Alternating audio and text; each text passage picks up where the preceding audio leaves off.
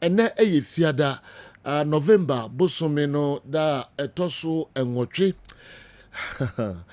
agudie mu nsem na asan de aba betra ha biom donko na ebepegye mu na fe breaking news abjafo enso aba na omo aba betra se edru fiada mu nim se ensemusankwa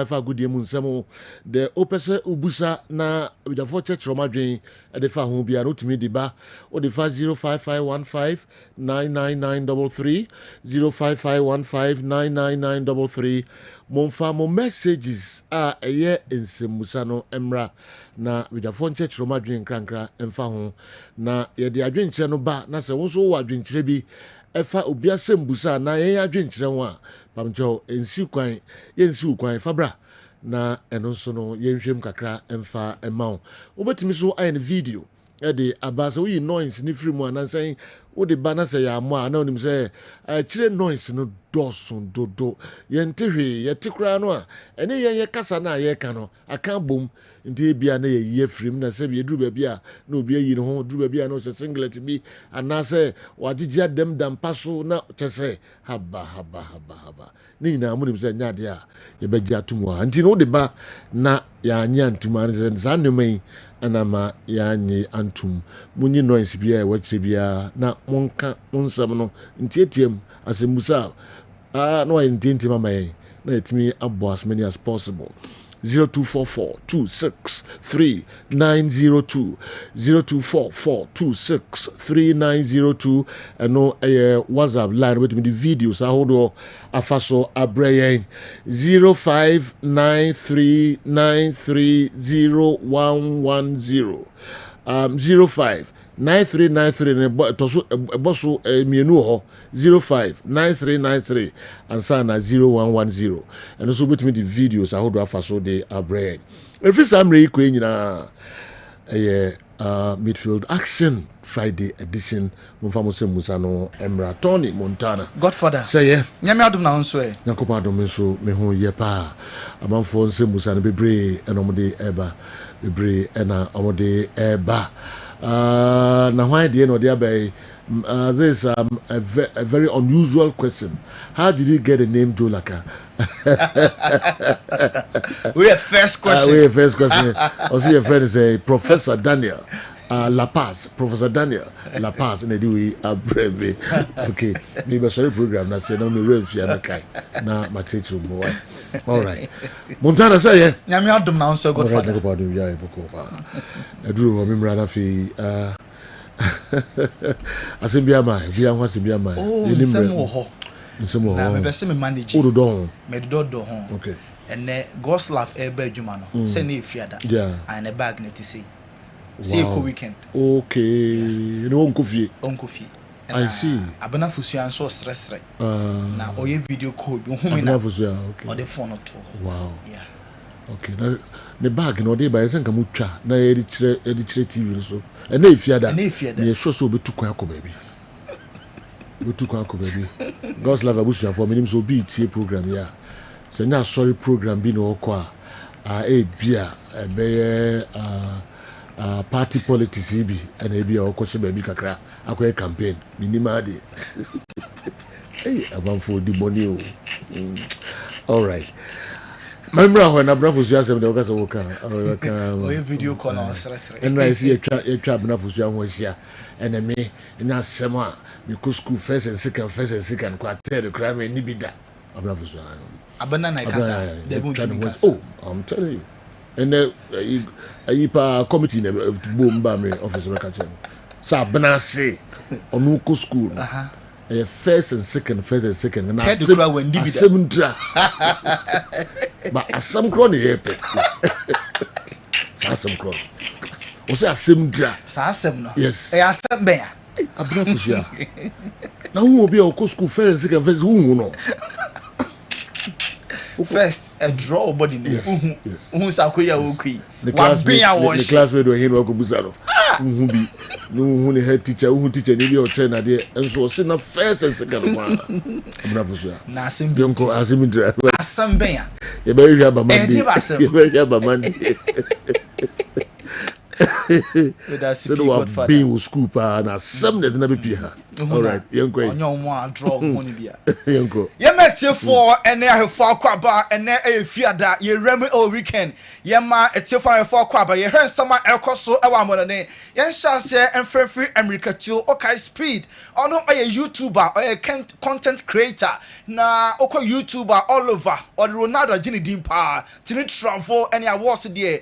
Do draw na wetimi epepem ewa ase. Na speed any new allows about America. Oh yeah, so far the best in the world about a sprinter. Omo mienu and our home or Kessben so now omo disikato so $100,000 na omo call ho America na omo kwa 100 a 50 meters and omo call ye e ka keto bi senka speed ka otino olas di momi antie na ye hwe ne ma hodo a e call so o race ni. Been calling me speed. You know I never lost a race a day in my life. I believe that. Set.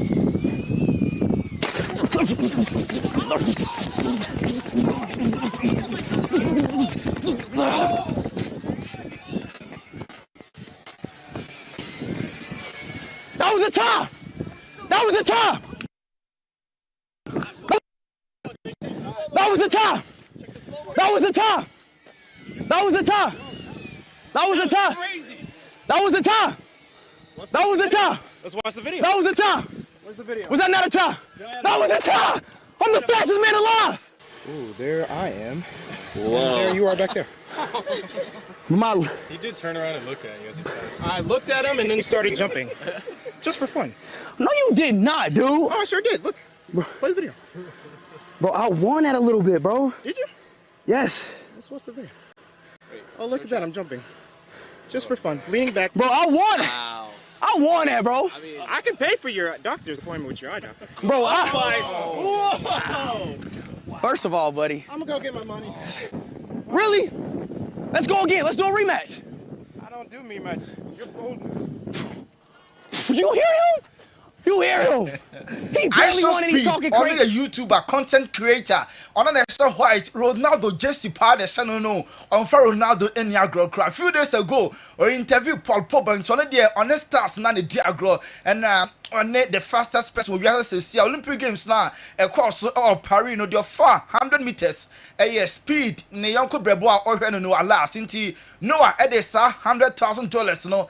Ebe good safe moi na omo display say we na no air physical na omo I show speed car say omo nko 100 meters omo nya ni 50 meters na ne nyina achi no alas na di nkonti sika no na no wa eche so a ohwe our Kessben so nti I show speed so opera match ye ma no the opportunity na mum ohwe race na a very tight say I show speed ye mfa ni speed for nothing or bibi kakra enso ewo ni mu yenko soccer yerem ewo eye Fenerbahce omo manager Jose Marino and a Turkish omo efe no ede so ball omo ede abo Jose and the comment I make after 12 rounds for game obeka say system no ekutia no ensempie na Jose ede ebetu dwa na omo final no asanso atwena so wanya one match omo ede ama Jose Marino enti next Sunday Fenerbahce and Silver Sport match no Marino are suspended for one league match won't me enter sa dugout nemu yenko another Europa League matches eba so na Ghanaian players bi ho omotime tontena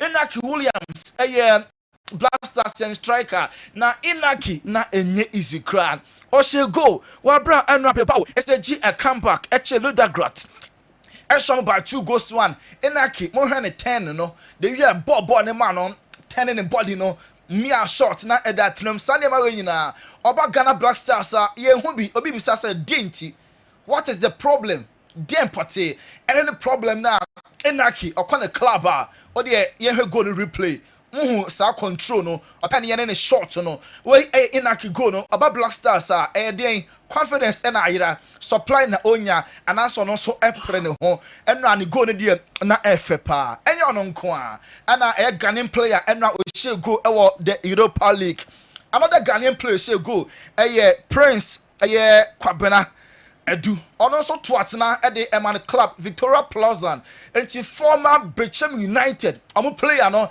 ɛna ɔhwɛ ɛwɔ Kessben television so nti Pascal wakoda no ɛna ɛte Ghana anim yie papa ɛno in the Europa League FC Plaza Victoria ɔmo ɛdi nkunim ɔmo kye Real Sociedad ɔmo one of the top teams ɛwɔ Spain into to score against Sociedad no ɛnyɛ fala ɛnyɛ bɛtɛ ɛnyɛ fo ɛno Prince Edukwabena, he was on target for the club. Victoria Plaza and Omo Edin couldn't by 2-1. David Abagana, former RTU, former Ice Good, Omo player and also Edwards now, Eddie Emma Apol Nicosia, Omo Che Fiorentina, Eshomo Kamienua, Omo Enso Antimi Antisa Ekano. Now Manchester United, and no Amoche Pauk, Eshomo 2-0, and now Baba Rahman FBP, Ahmad Diallo, and about 2 goals, no Eddie Etia. Pauk Thessaloniki enti match of course now here our Kessben so enti Ruud van Nistelrooy obaye on drop on lose 3 points no cry on lose game or share in the Carabao Cup against Leicester na on the Chelsea a ball draw in the Premier League and I feel and also on a win English Europa League, you know, enti ekoye pa ede Emmanuel Elman United. About the last game weekend way. Now Yebisa Ruud van Nistelrooy said the last game manage until Monday a new coach Eba Victor Amarin ebe take over. Or as a United coach or last match na day and I will expect Mumiente Ruud van Nistelrooy. To get results coming. And there was the Leicester game, the Chelsea game, and now this one. So you know, I can only be happy with the performance that the players put in, and the bit that I could do to help them. I enjoy it, but you know, Sunday is another one, and I'm so focused on doing that then. You know, hardly thinking of what will be next, but it will be a time to do so. We know you're determined to stay. Have you checked that phone yet? You said I did you were going when to. I left your desk. I Nothing. did completely. I checked my Wi-Fi, and it was all on. So nothing yet. Patience. Rude, thank you. We really appreciate it. Way Ruud van Nistelrooy. Obeso adwuma as interim manager. Ten Hag ekoye no. Obet step in no. Wabo adwuma papa. Into 3 matches, one lusu bako kra, when you have 2 wins and a draw. Or hear me say a league match against Leicester Nadia, Obesanso after the 3 maximum points. Onana, a goalkeeper, Emma Manchester United, and okay, put clean sheet. Now, Ruud van Nistelrooy from day one about club no, Wabot my penalty, Kama United, a kipono, I will Ruben Armour Nitinima, and Ka and your bad crowd. Onana, anyway, Jai. 100%. He's a very good guy, very good coach. Since he's here, he's helping us a lot. He has so much experience, and he advises us a lot. He's doing amazing since he's here. You know, obviously we have him a few days as a head coach. He's different, but he's doing amazing. It's fantastic what he's doing, and players are happy. So yeah, but in the end of the day, it's not something we can decide now because the club made the decision, and we have to accept. Way any summer Andre Onana goalkeeper at the Cameroon goalkeeper Man United they are to for Ruud van Nistelrooy home and yeah up to them to make decisions. Name kono kwadia and can Ruud ka on stay now on part of a new coach Ruben Amorim the backroom staff no yen to also and Stamford Bridge and not Chelsea and what 6 different scorers in Chelsea almost 8-0 win over Armenian club from FC Noah and now goes a free match now here our Kessben television. So now the Christopher Nkunku and we share 2 goals. We bought 60 matches for Chelsea. We share 10 goals. We have 1 assist. Now we bought 1 hat-trick at the Ama Chelsea and now Joao Felix and Soko share goal in 3 Conference League matches. 4 goals and a Joao Felix and so at me Ashe. Now I say Chelsea on form here papa and now goes free mono and now yeah show our Kessben television. So now Peter Crouch a former striker Emma England and Liverpool or Wapapapa. Now Crouch say you have credit to Enzo Maresca Chelsea manager no Wabajuma power before the season started because hey Chelsea out of players next coach what me manage ay players no wasem omo ya de and no mo nya de na watete to so ama say Chelsea enya results are omo pe credit no to Enzo Maresca. Peter Crouch Kasai. It's a joke. The amount of players they were buying, the amount of money they were spending, the amount of they had two dressing rooms, right? The training ground. It was 2 squads even. So the way he's managed it, he just drew a line and said, right, you're not part of my squad this year, and it's to some big players. With Ben Chilwell's at England international. Sterling. There was Sterling. We obviously big character, you know, a legend in the Premier League. He's made big decisions, big calls, and you have to say it's working. And the players that are fringe players all want to play for him. We witnessed that tonight, but we've witnessed that throughout all the European campaigns. The players in the Premier League are performing. So you can't say anything negative about. Peter Crouch and your turning canon on the same show. Now Joe Cole, former Chelsea and England winger, now former Chelsea number 10, no so. And now okay Chelsea, they will see bomb games no. Omo 3 matches be a done when you man papa. A best start weekend week wabra omo any Arsenal for airball. Omo any Aston Villa, Leicester, any other clubs matches are pa. Or next 3 games no a test case at the match Chelsea and a Joao Felix and so Obonabasu Joe Cole any.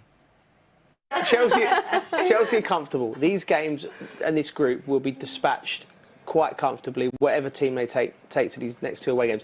The important thing for Chelsea is the progression and the line it goes on. Now, this tournament don't start for Chelsea really until we get to the quarterfinals and semi-finals, and they are massive favourites to win it, and so they should be with the quality at their disposal. But the Arsenal game there on November the 10th at the weekend, Leicester away is a winnable game, then Villa at home, and then Tottenham away. 3 in the next 6 games is going. That's your tests. Joe, what did you make of his night overall? I thought he was brilliant. He applied himself. You have to remember with Joao, a big star, he was like £100 million player at some point. His career's obviously gone in. It's gone here, there, and everywhere. But he's very, very talented. You know, he wants to make Chelsea his home, and he's capable of doing these things. You know, when he first came to the club, I was blown away by how good his movement was. This is actually what he needs to just take his game onto the next level. Joe Cole and Kasa Eddie Afan, the former club Chelsea. Yeah, come Man City. Omari John Stones said in the month of October, Man City results are now penny in Nanomunya. Omoya some bad patch. Now, John Stones any player of the month October. Declan Rice, prior. Na omombe assess no latest buy and now medical team no work around him said obeya fit and available for this weekend game at Arsenal and Chelsea and so Real Madrid say omombe a right back and a centre back January way review policy say January any signings in the middle of the season no matter the time to players now so any injury cause asset in any players need before munti as someone sa January Madrid better someone stand for players no omodi being and so by name Trent Alexander-Arnold obeba there na so enye January evia summer and Trent Alexander-Arnold so I send a contract with Liverpool obeba Madrid as a free agent. Now Yengram AC Milan Tijani Rangers or form brutal obeka game against Madrid at Milan one of the 3 goals no and an Necromony former Barcelona coach Frank Rijkaard bought Necromony Tijani Rangers about to say one of the best midfielders in the world currently. Tijani one of them. AC Milan any boy Nika some man who contract extension because representing now and the future of AC Milan. Yentua so our Barca so Barcelona Karim Adeyemi the FA Dortmund. Some swap deal now Omnisika one. Ferran Torres one of the players Barca person de neko na Omnisika aka Torres ho akofa Karim Adeyemi some ball enfa Emma Barcelona Football Club. Chouameni Madrid send Mademono enye de omo pen no ya just Liverpool so at 10 kwanchen an omo enya Chouameni omo epent next summer Madrid bobo ko ni eja player manakwa omo epe £50 million Liverpool ekita sesika na omo epesom ni kofa Chouameni some ball enfa Emo Van Dijk contract with Liverpool no running out name captain per se or extend 2 parties no omo rich agreement it yes a check run by January there na Van Dijk no it could be even earlier na the contract with team extend for Liverpool omo a football club no Bright in Mbeumo Brentford almost striker na Arsenal Mikel Arteta open and papa it's Mikel Arteta and so actually massive interest anymore obeso de no and so ever name that Silva Junior Akunya hamstring between 4 to 6 weeks on team and ball for a year in the club and in the country. Now, all of said Neymar will travel to Brazil, where free Saudi Arabia, the second born no or then birthday until another. Okwa Brazil ko celebrating the ban name weekend way and amoya party kese pa e de ama ne beautiful daughter name man ne ba no and I hear mo our Kessben so edu Edu Gaspar every Arsenal Nebo Mikel Arteta yes transfers and say on the beka say empuna na epunu enhia na ehye powers na de dodo ba bedi Mikel Arteta hono ono na ewo big C eba na player onko any player on Tranada sporting director and so any Arsenal or more a football club Godfather Daroma ene fiada and many konko for questions so ba ana ebentia ha na enkofo cross nsem no Daroma Godfather yadibesi okay Montana de Tony award winner yemfa NC high na anya asem ntra nka bena fosua wo hwe ne ba bia uhunu nka se ba bia wo sisi no na enye ene se onnenem fia hai also ko school na first and second kwa miki say emano eba wona oyi omoni achi the war mani achi oh my god you mention all the oil Franco na the way nam ha na also nam ha obay ni hu no hada nice lady oba me hu se kwa miki e dey hanky epipa na ni achi the eyebrow oh you ni amano wow wow mami na saying nyame ado nyame asi so who ye pa na dia na brand and fa woni achi wo se me hu se oyi woni achi bibi I think that be da hot. Na bibi da hot. E no oboa wa pepa. Well, we ready nyakofo. Say unim the difference between sonsono ni owo. Yeah. Unim ho. Owo ba na make na. We on sonsono mo say. Okay. All right. Agronko why? Okay. Nana Kusua, right? Yeah. Nana Kusua nene oba ama time herbal.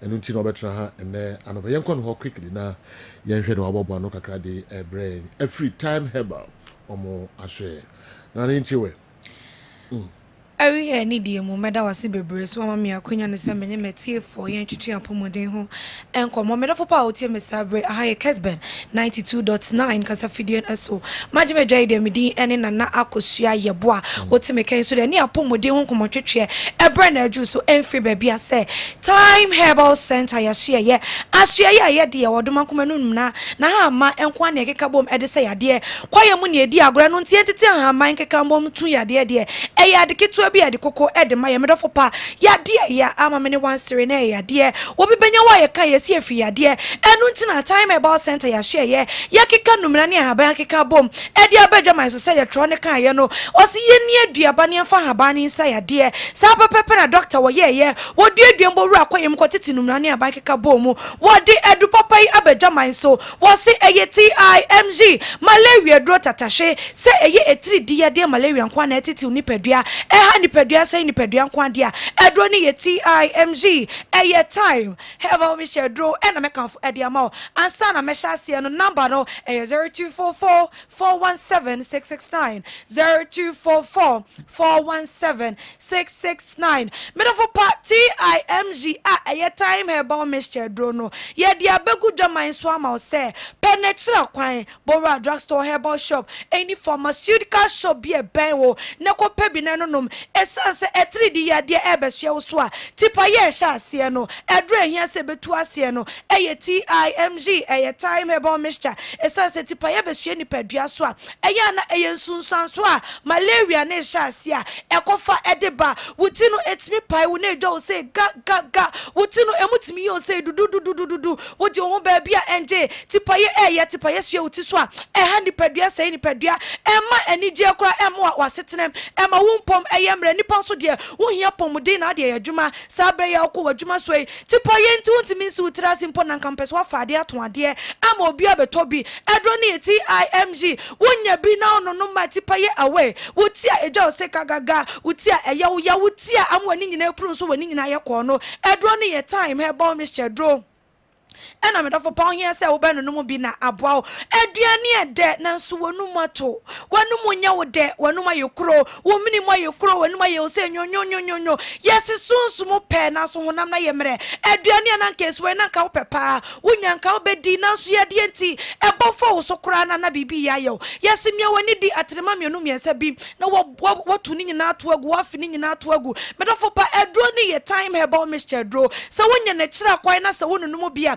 ebebo what wonuma you say the dead aduane a wontimi ndie di yefunu ya de abesua wo yam yefunu mu kro abeto wo yam na tutu na adwa wo betna wa ye hwe han wo de me yam wo pedro papa bi e kira kwan no na ye de kese akofa ma yesi osa ne ho kro ne ba afi na asupiti ne ka kese na wo bo mesre wo adro ne ye timg ye time about Mr. Dro e na wo hia se wo be pene kira kwan no anu mu bi wonu mu ti na ye wo de na utimi di define no yefu ye de away na etu ayi refi wonum de ma mesi wonya time about Mr. Dro ni bi na me do fo pa wo bobo bi gu bo a anopa wi anwumra na adwukra be yi afa ka ho no ebetu ya de na se kwakwa de ama mesi bo woni prebro ni was within a twinkle of an eye na wo ho ato eye time about Mr. Dro e na make am e de ama adwuma den brefo na akofa ho tutu ho nam yaw wo sisi wo chepe wo dompe wo aposo no aposo na wontimi enya ho hwe wo beda wonum se yentie tie yemiemia ye hunu wo tie wo chinkase no emu abu se pen enso hye kra na ye nyina ye ebehwe agu so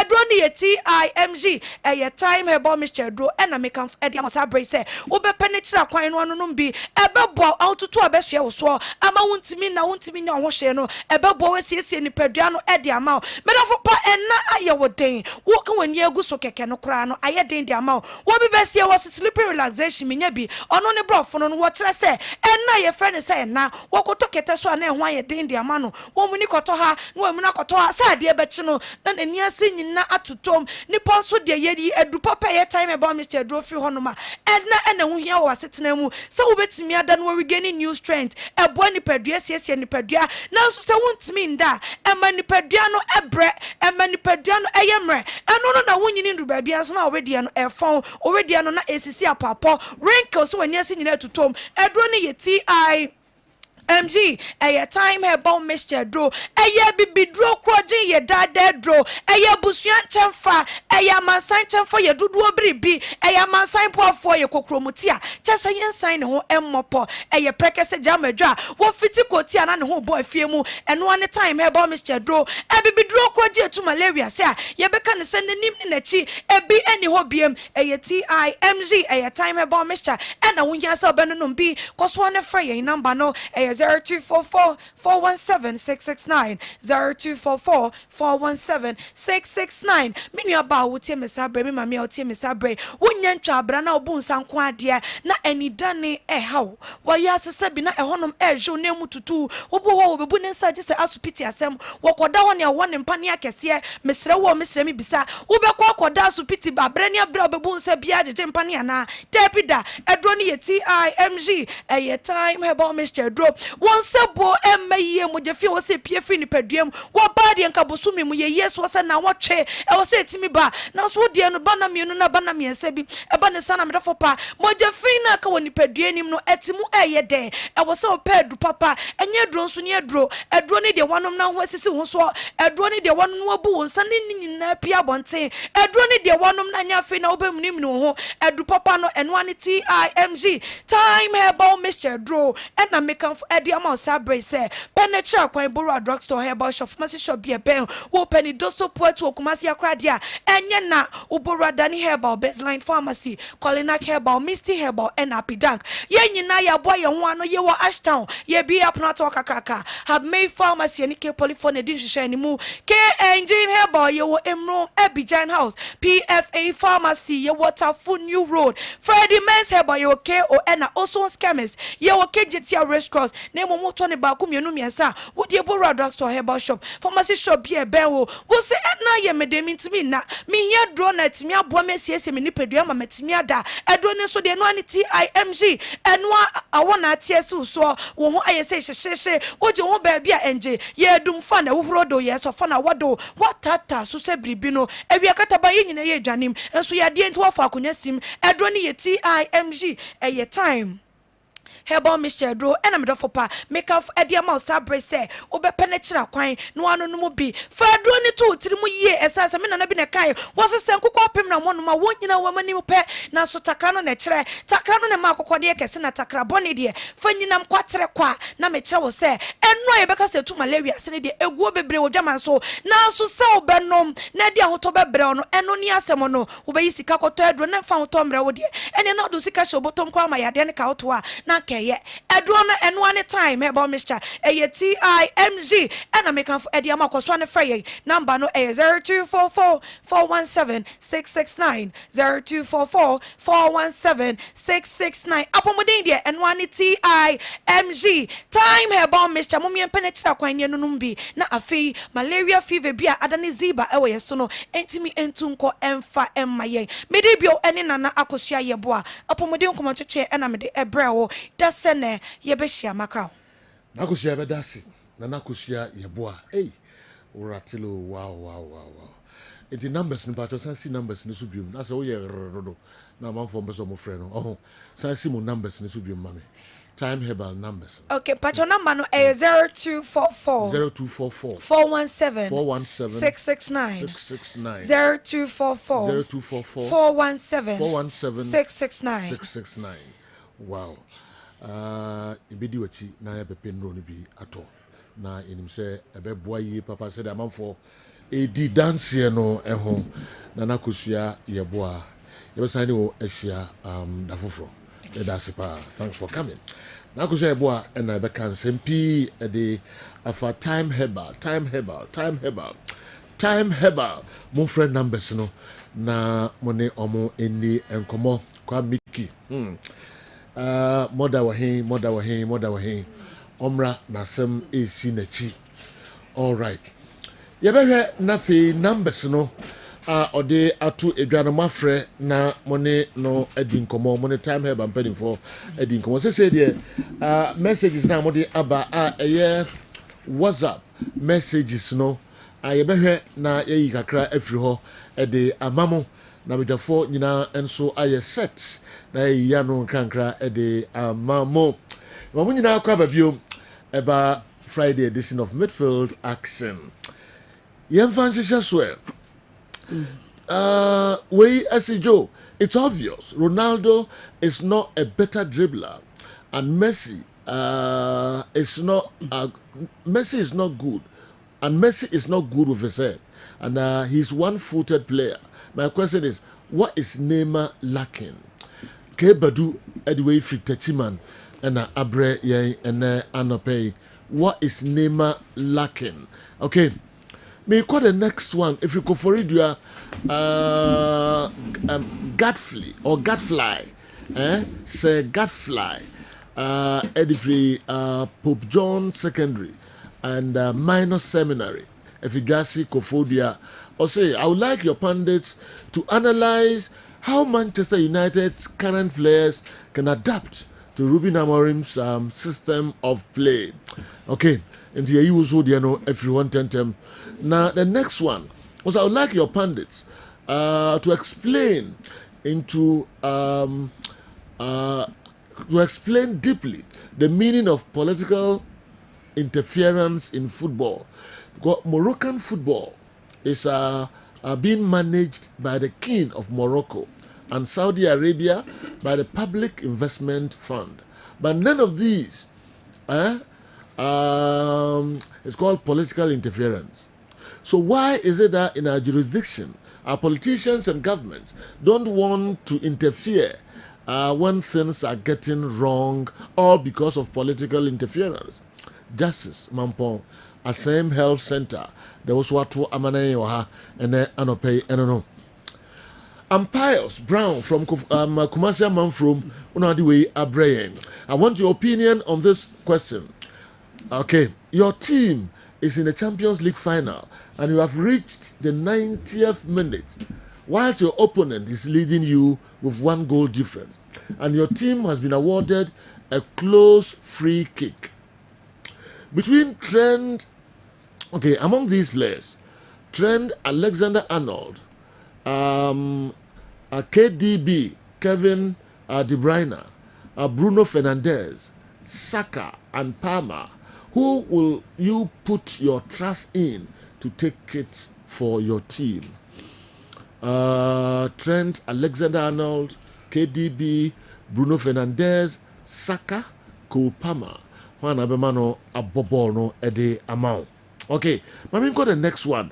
When Hatofok and Kumasi Asante Kotoko were at their peak in the early 2000s, and one kickoff was 3 p.m.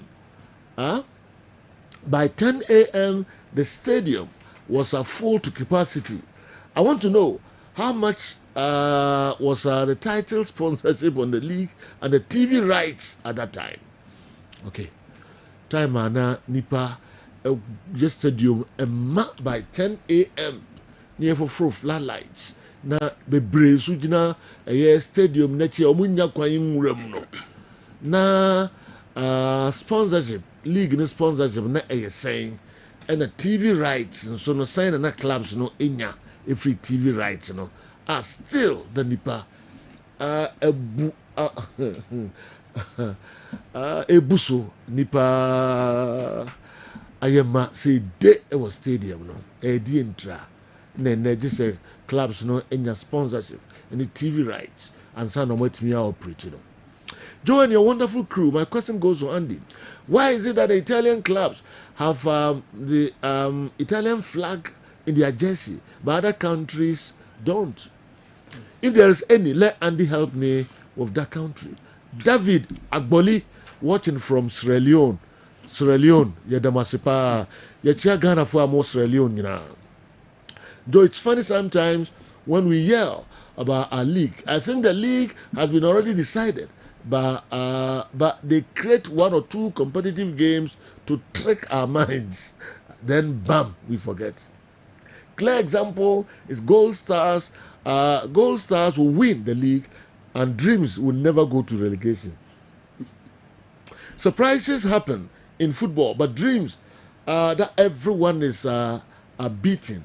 Held Gold Stars that is beating everyone with 10 men. Dreams FC will win their next game. Mark my words. We every father eho. Mamisha we and so quickly. Sado. Left back David Odro and midfielder Abdulaziz made their debut for FC Barcelona B against Real Sociedad B. I want Marie-Data per their output to analyze and have a take on two players and their first team fortunes. Alex Nyako, Doctor of Pharmacy, Arlington, Texas, and anyway, Abreye. Good morning, General.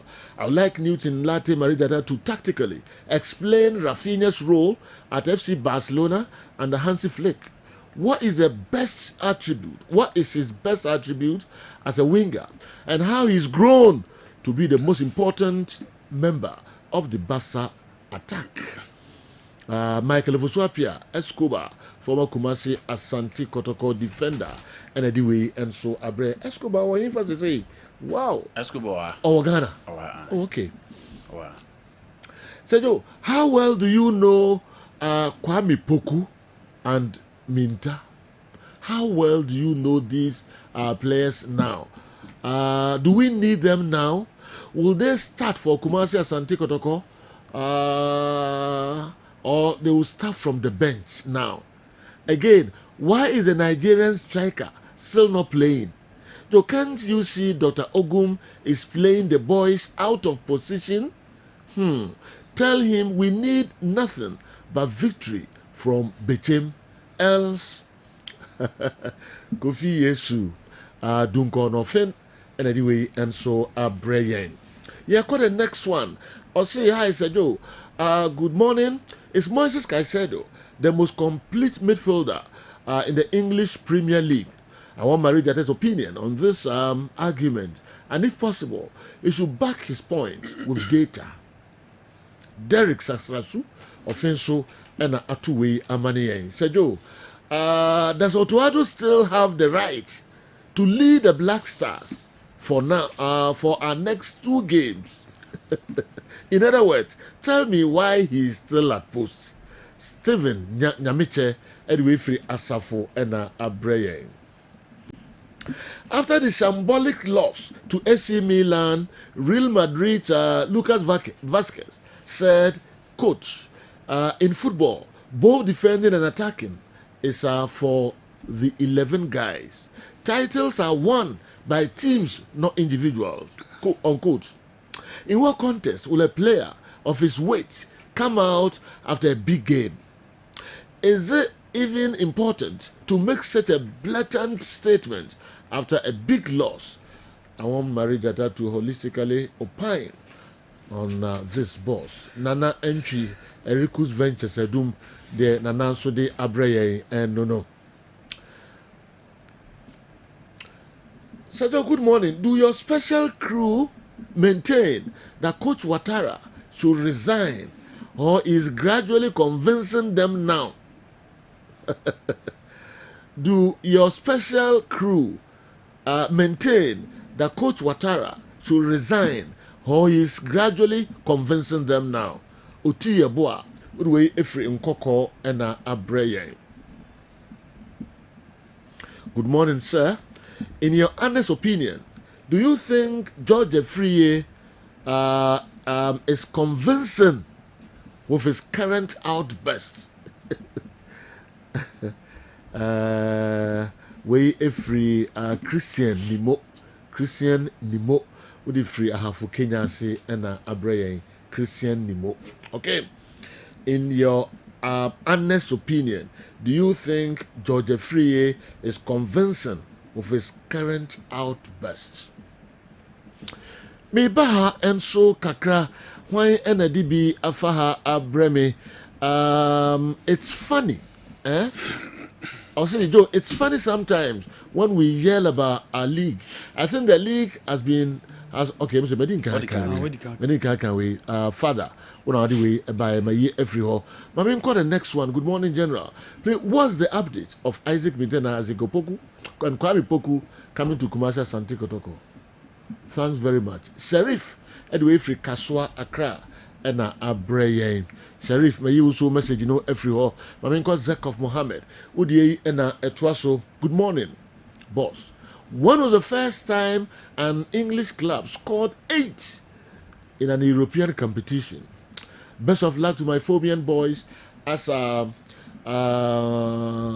we host Vision FC at the Legon Sports Complex. We're catching up, okay, to Adekodachi at the top of the league tonight. Phobia forever, and we never say die. Zekov Mohammed, may you also everyone tentem. Joe and your team, good morning. Please, I would like to know if the Barca team Aziz and Odro played for is the same as La Masia. David Edway Ifri Salvation Army Hospital. We are Moase and David Dewey Ifri Ebae. Ombatinete and so the amount. Why? David, your phone Batinete the amount. Good morning. Between these two clubs, Barcelona and Real Madrid, which one is older? My name is Eric. Is it Sedua Mela? Watching you live from Sefi Kofi Krom, Sefi Proso, Kofi Krom. Now, money here, and I'm going to tell me why. The other buy and the side, I'm sure to pronounce it here. Said, good morning, please. Kessben TV is still not functioning in Accra, and you seem not to say anything about it. Sergeant Ima, Edway Free Nungwa Police Station, and Abraham. Is that correct? Is that correct? Yes, I had some messages yesterday too. Sir, Kessben TV is still not functioning in Accra, and you seem not to say anything about it. All right, Eugene, Mr. Ramo, Mama me wed na me mfanchichi mono Emma Amanfo ebi amina minya ni ye and almost ye. I've asked this question for the second week running. Yeah, no answer. But we are no man and name, Mr. Ramo. Maybe by an endorsement. Which of these Chelsea strikers was the best in their entire football career? Gullit, Shevchenko, Drogba, Crespo, Anelka, Pizarro, Torres, Costa, Falcao, Morata, Lukaku. Aziz Goro, Udwefri Tema, Community 1, Side 10. And Abraham more players in Dibium. One of the best. Chelsea and Gullit, Shevchenko, Drogba, Crespo, Anelka, Pizarro, Torres, Costa, Falcao, Morata, Lukaku. Okay. One anyway by Aziz Idi Goro, Tema Community 1 Site 10. And I may use everyone. Please, why is jersey number 16 and number 1 only for goalkeepers?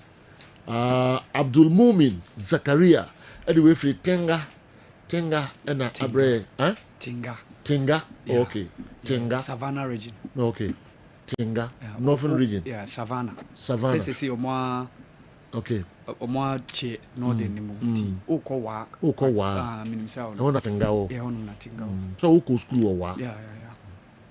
Okay. Abdul Mumin Zakaria anyway by jersey number 1, jersey number 16. The BI goalkeepers. I know who know. Enti muchirem saying Emano. All right. Mamin, the next question said, Laka, good morning to you guys. I'm asking Barcelona and Real Madrid, which of them has won more Ballon d'Or? Makati, anyway, free Talensi District, Bolgatanga, and Abre. Makati, Ana Makati, na Maakati. Ebi amina makoka na Makati, ba enye Makati. Makati. Na Maakati. Talensi District, Bolgatanga. Good morning, the General. Apart from Jones Atukwe, has any Ghanaian coach taken any African country to the AFCON? Sadat, anyway, Ifri Tamale, and so Abekainsa, and Anope. Mi free Sadat, Tamale, Namako, Felix. What the free Nkranza? Joe, when was the last time a Ghanaian player won the UEFA Champions League and the CAF Champions League? Felix, Udwe Ephraim Kranza, and Abraham. Good morning, General.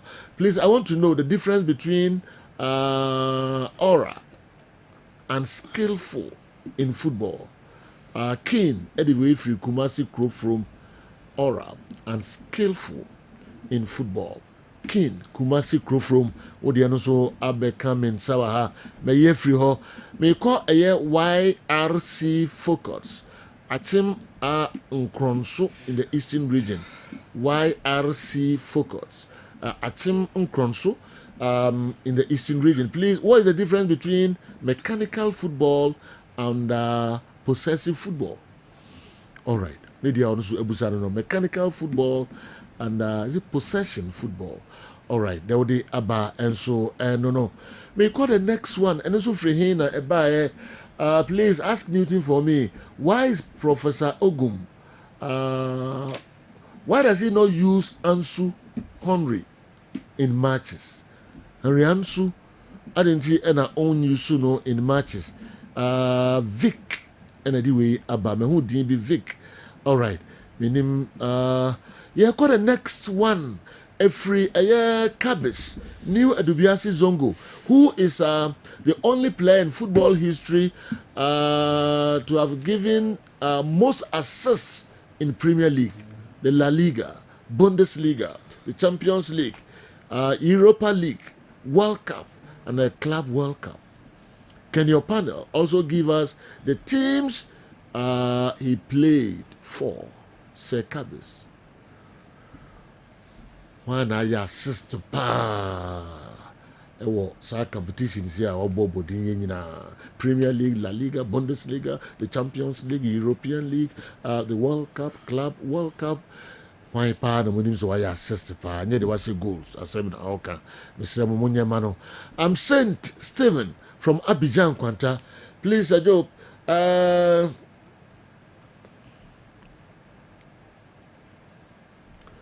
Cancalo, Ancelotti, or Ana Cancalo drop Mbappe and play Vini and Rodrigo and play Jude after them. Let Franco Naro help me because I really love him. Saint Stephen anyway and so Brian. I am more than answer questions no more. Who the Kafit let him wear it? Jordan Ayew should be the captain, not Kudus, the wrestler. Sir Francisco, Grace Light Educational Complex, Ahinamako Kobe New Site, and Atuwe Amaniye Waha, Send a Madrin Chiramo, Jordan and Kudus. Sergio, good morning. Which league year saw Hatofok not losing a game but still could not win the league? Amos, anyway, Ifri Axim, and so Abreyen. Amos, Ebeyano, Ede Amount. Now, the next one, no, as he's saying, okay, Maminsha, quickly. Joe, my question goes to you. Were you happy yesterday after your team beat Noah? If yes, why? NT, anyway, Ifri D and Abreye. NT, anyway, Ifri D and so Abreye.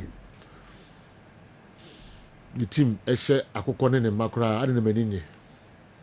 We Europa Conference League. Ye ji ni nyina bi. Ye ji Champions League. Ye ji event say Europa. Ye ji Super Cup. Ye ji Club World Cup. Ye be ji Conference League. It is ye ji bibia bi. Enyam de me nyade. Joshua Edway Fritadi, but please, I want to ask, what will the new Manchester United coach bring to the team concerning the progress of the players? Find way by Joshua Edway Fritadi and Abreye. Good morning, Kessben Sports. What does it mean to have 24 teams qualifying for the AFCON and Ghana not being part? Philip Cape Coast. There also the Abreye and you're free Cape Coast now. You're saying okay. Mehu Anefi Sunyan Zongo Dewa has said Joe Laka and your reputable crew. I want to know the reason why England values the number 7 jersey more than the number 10 jersey. Why do your panel always choose to analyze the EPL more than the other leagues? I need explanations because when it comes to football records and achievements, La Liga and Serie A are far ahead of the EPL. So why? Can Kato Kreku can Keto Kreku's GFA punish George Akwesi Afriye based on what he said concerning our league? Anefi Kandahar Sunyan Zongo, they also Ede Abegumuno, Mr. Munye no so ano emfa emame. Na femi call the next one. Prior to the start of the season, I conducted a research with my channel on the top 5 casualties on the ongoing GPL. It was revealed that these coaches will be the first 5 casualties. Coach Mengel, Coach Watara, Coach Pakwesi Fabian, Coach Yapreko, and Coach Ogum. Please, I want the opinion of your pundits on this, especially on which of them they think should not be part of the list, and which ones will be on top of the list. And they shouldn't miss out on this since he's a specialist in sacking coaches.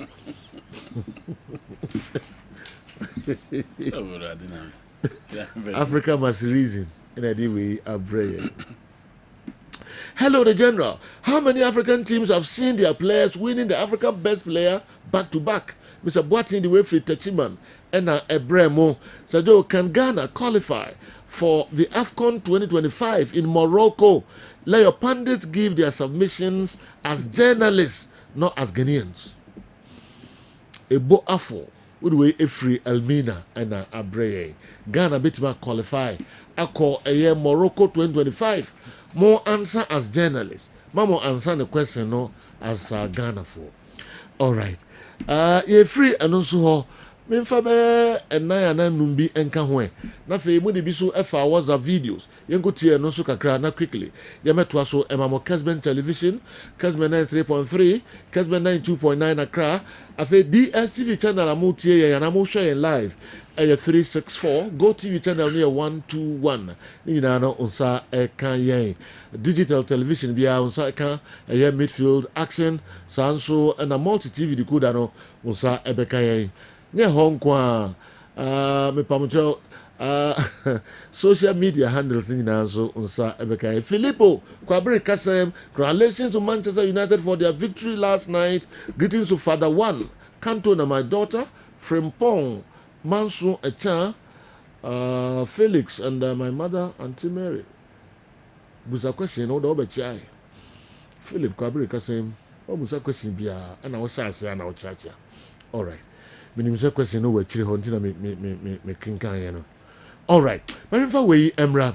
Good morning, Joe. Which countries won all their matches and went on to win the World Cup in the 21st century?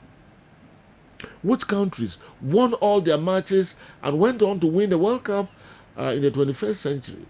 Koku Suarez, UDS, Tamale, Wana Watuwe, and so Amani Waha, and Anope. Ajua Jewa.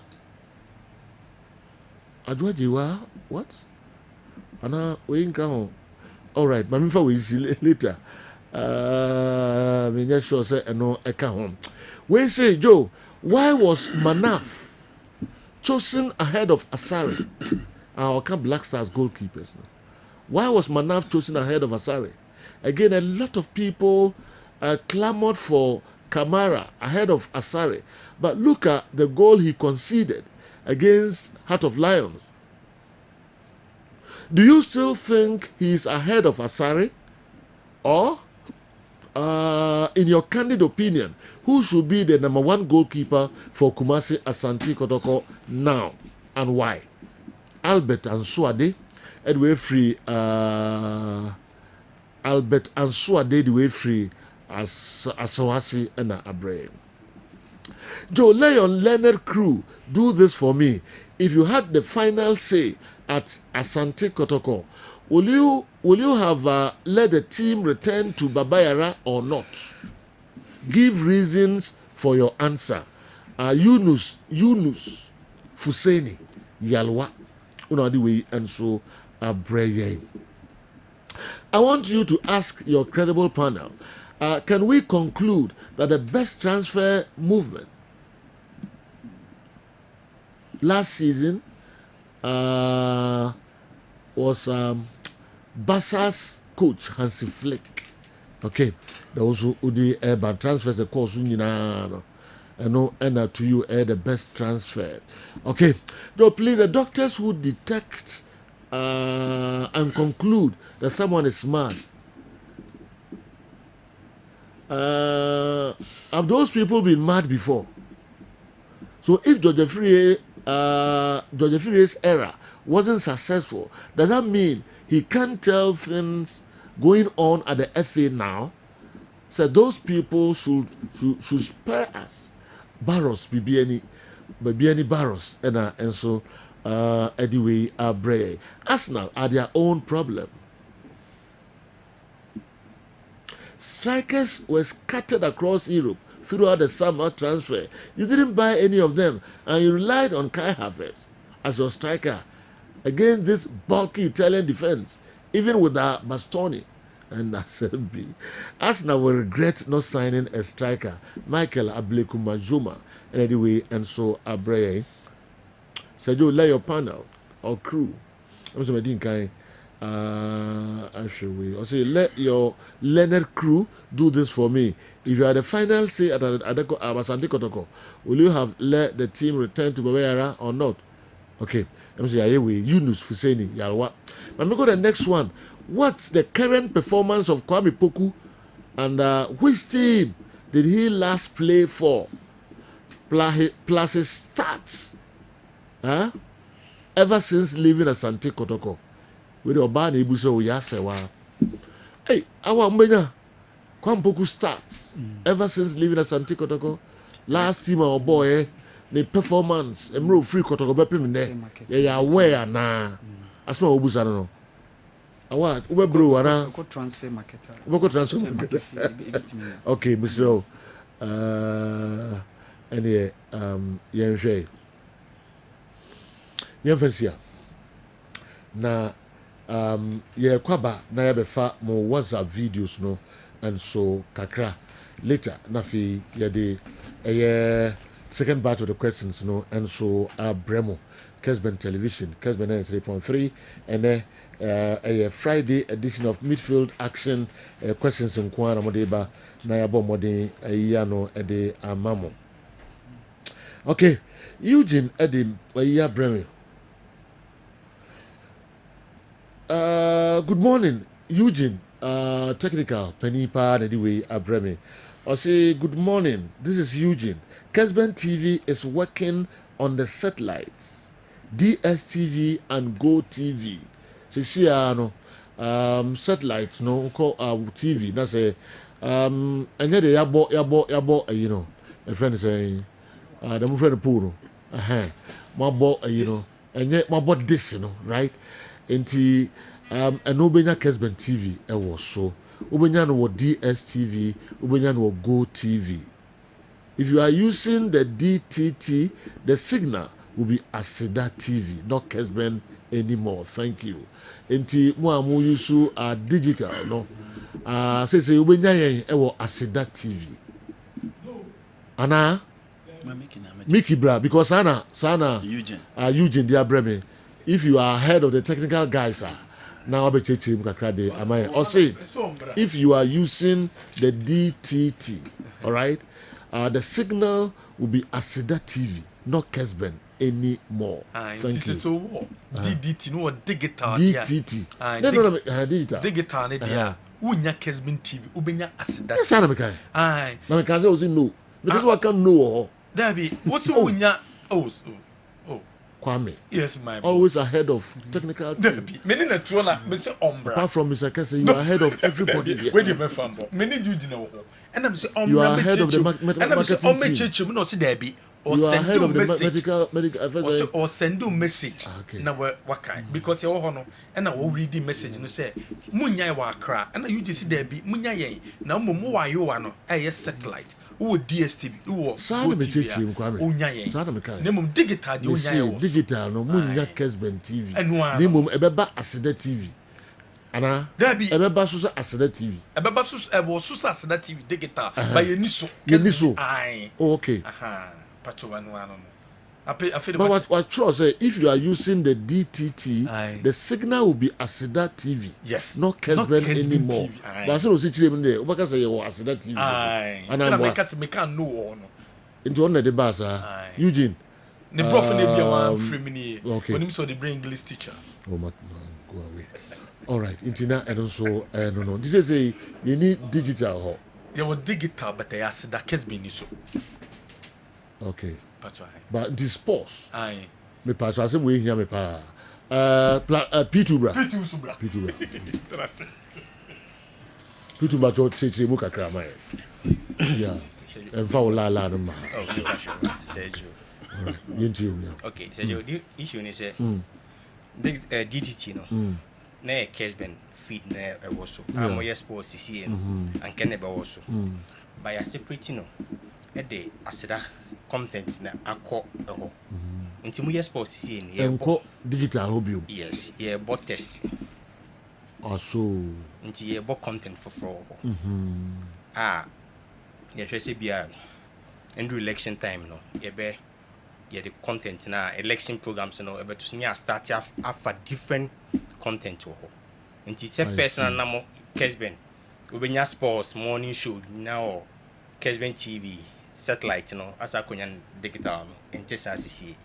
Okay. Inti wo Kumasi no Accra. Okay. Now we digital na unya Kessben sports sisi aye kase. Digital no nya so ne mom se we use dish ne dia. Ubenya o TV no so. Okay. Satellite. Ubenya o TV no so. Ne mom TV a digital there. Unya ye o so ne mom ya say that TV content no. Okay. All right. And then the Uso Sammy, what my friend P2. I want me to trust you. Sammy. Oh yes. Oh yes. But Sammy, okay, Sammy, I won't catch you. On come make it any bint. No, assembly. But I was Sammy, the Oba bitch. At some I also 1 minute called the 10 bitch. Yes. But Mickey DNA. I appoint no, I didn't tree. Only problem, no. And it's on kind of crack. No, kind of crack. And I make it. Oh, now it will be cast. when they Any hot ah, look at the name Kuntumbu. But some of the normal or 2 months in it. It's a ponchel when you still are, you know, no, fair Sami. I saw him saying, I did to that guy for what I'm correct. Sammy, Eugene, Mickey, and Mickey, oh, Kwachi. Where film deal? Kwachi penny. Yes, Kwachi penny. Perfect. Nipa yeka so nipa but these guys don't go there. Na Sami sound. Obi na sembia ba. Sami sound na no ha no. Miki ni ano no. No. Sami sound e ko konsa. Bibia ona ko ni no afro no gutangu. Okay. Ya kwa kofa commercials ka kra ya ba. Mo question say be answer ni nyina e de amamo. Kwa Mickey de esum because on kind of credit. Ni hu papa. Oku se ku ana. Yeah, kra yinim no de. Ansa na eni aba e ho say okay, we must see ya na be translate de amamo.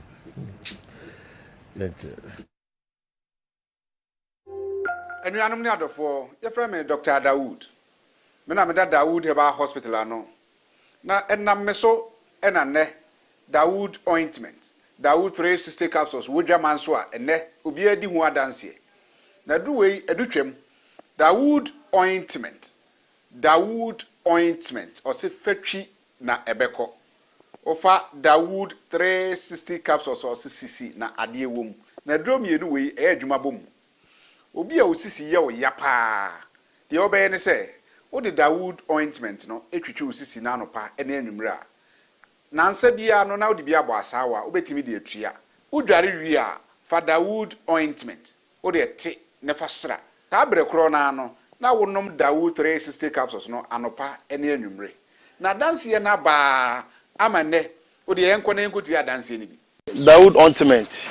Edrowi me straighten and well done. The toda me po djuma na me honam nyina me hu bibi enyi ba sa minya sa Dawood ointment we na me twitwi a na no pa so minya Dawood 360 na me no mo a eze kware me ye adwuma kura se kane no te do we de edi masema ma na be di so asema ma electrician na ye adwuma ekofi a yentimi na Dawood ointment so ye adwuma na obra okodru fi a fa twitwi ade be che no na ho aye den Dawood ointment fa twi keke na ebeko Ram use for mama hode pa mama metumi bo adwuma bibi e kama e mama ye Dawood 360 capsules and a Dawood ointment o memre we no na do we no so twitwi wa aposo e be ma ya oni nyina afiri o ma de che o tumi be bo adwuma Dawood ointment fa twi na ebeko da bia amafo company da wo ka musa akọ spreader me secret na nu ani ebudo na ani Dawood ointment ene papa me sole anopa me di twitwi me sisi achi me babia he me ntebre secret ni nie ti so person at some ya we use Dawood ointment. That's the secret of my taxi driving. Me a transmission gearbox specialist ejuma me ye en kan na me pega ade a na me nsakura ntimi pega na asa me ma ade so na lock me sisi se free se me share Dawood 360 capsules and the Dawood ointment no aboa me bebre the dry na so amente ya mente bla bia obia momodin so betimi ape Dawood ointment and the Dawood 360 capsules enya biato Odofo se wate bi edro ya me ka ho asem no eno ho adanse ene wono madi no ko pharmacy e ben wo herbal shop e ben wo ne koto Dawood ointment Dawood 360 capsules na se de enkrofo di ho adanse no wo so be di ho adanse wo pesa wo frɛ ya eno na wo screen ase no 0244 88 64 37 na 020 168 1717 baby a yeton adro wo man Ghana mu bia no o de wura house o pe Dawood ointment and Dawood 360 capsules anuanom ne adofo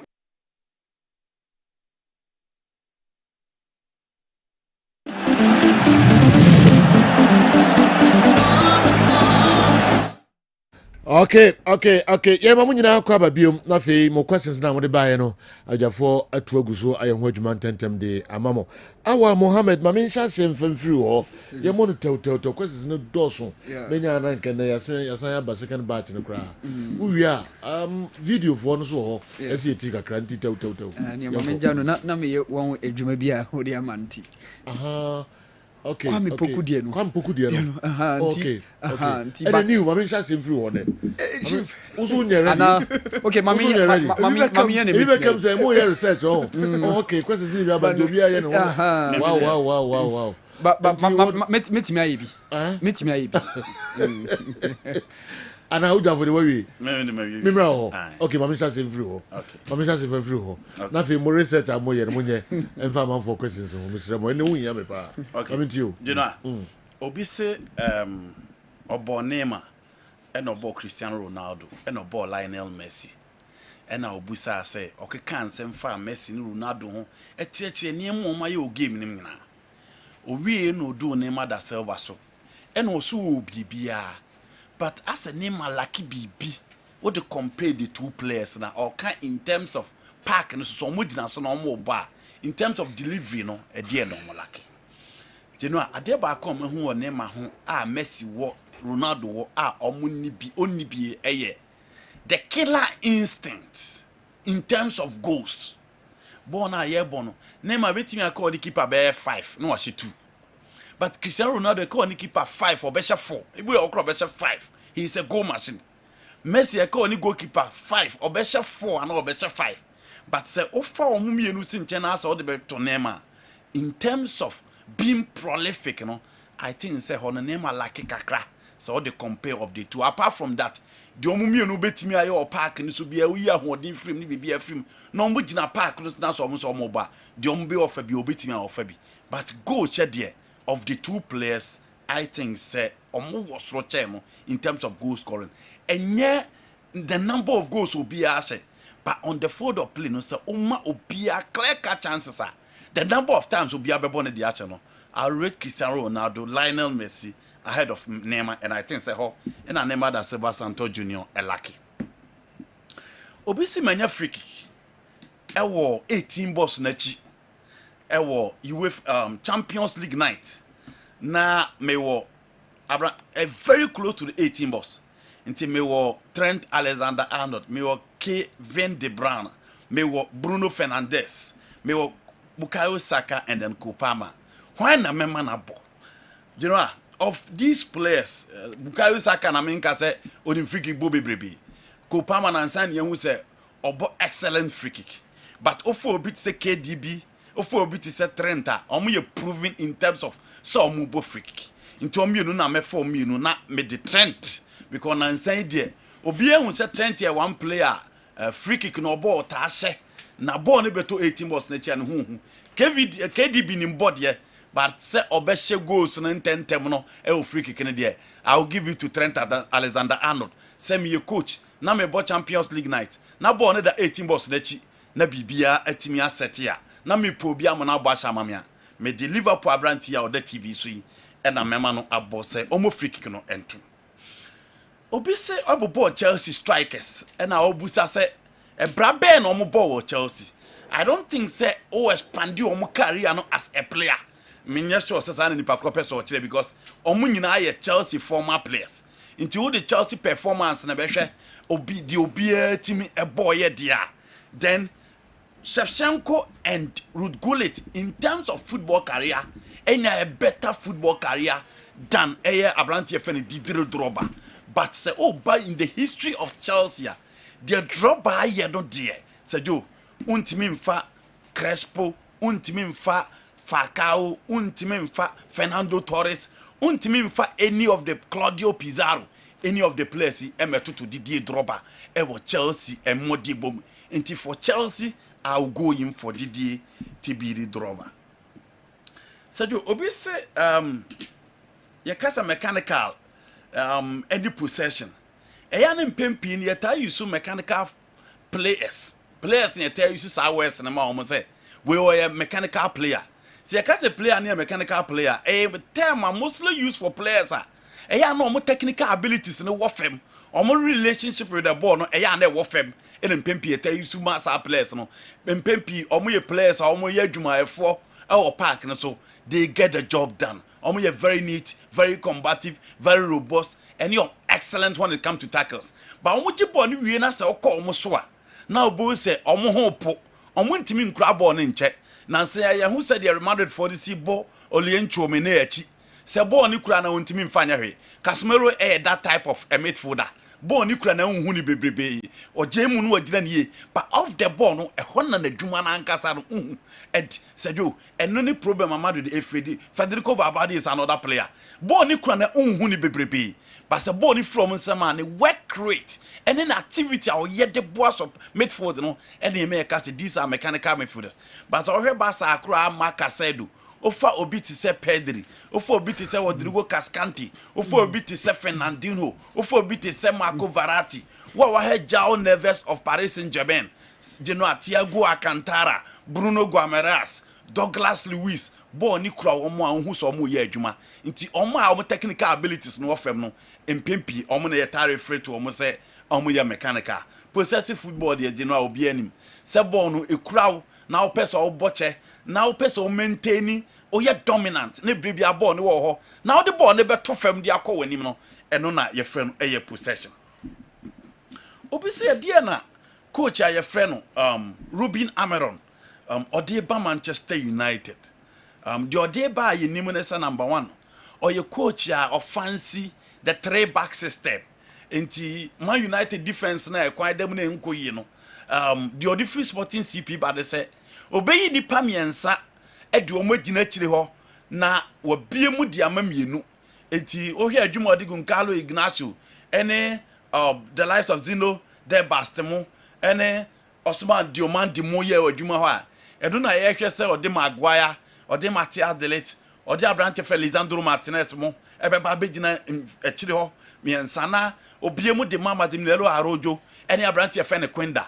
These are the wing backs of Sporting CP na ode omumienu nti ye ba be hwe se look sure beba na se Mazrai Diago Dalu obeba omu as wing backs no hwe two sitting midfielders e de omagina mfimfio na obomienu e wo omanim na wadi baako etimi agina nimu na the game no you know he combines the possessive and the defensive side of the game or your attachment under Jose Mourinho nti or the defensive element ni bi woni game nim kakra but or you flexible or your coach a ujai mrantie no mo ball omu no omu bo nti wa Sporting CP no obi anya chance to play the kind of footballer woni mu a obon onye obi a or restricted players on the field of play eno ni ade a openi a ye friend Ruben Amorim no Junior Odeba ewo Manchester United.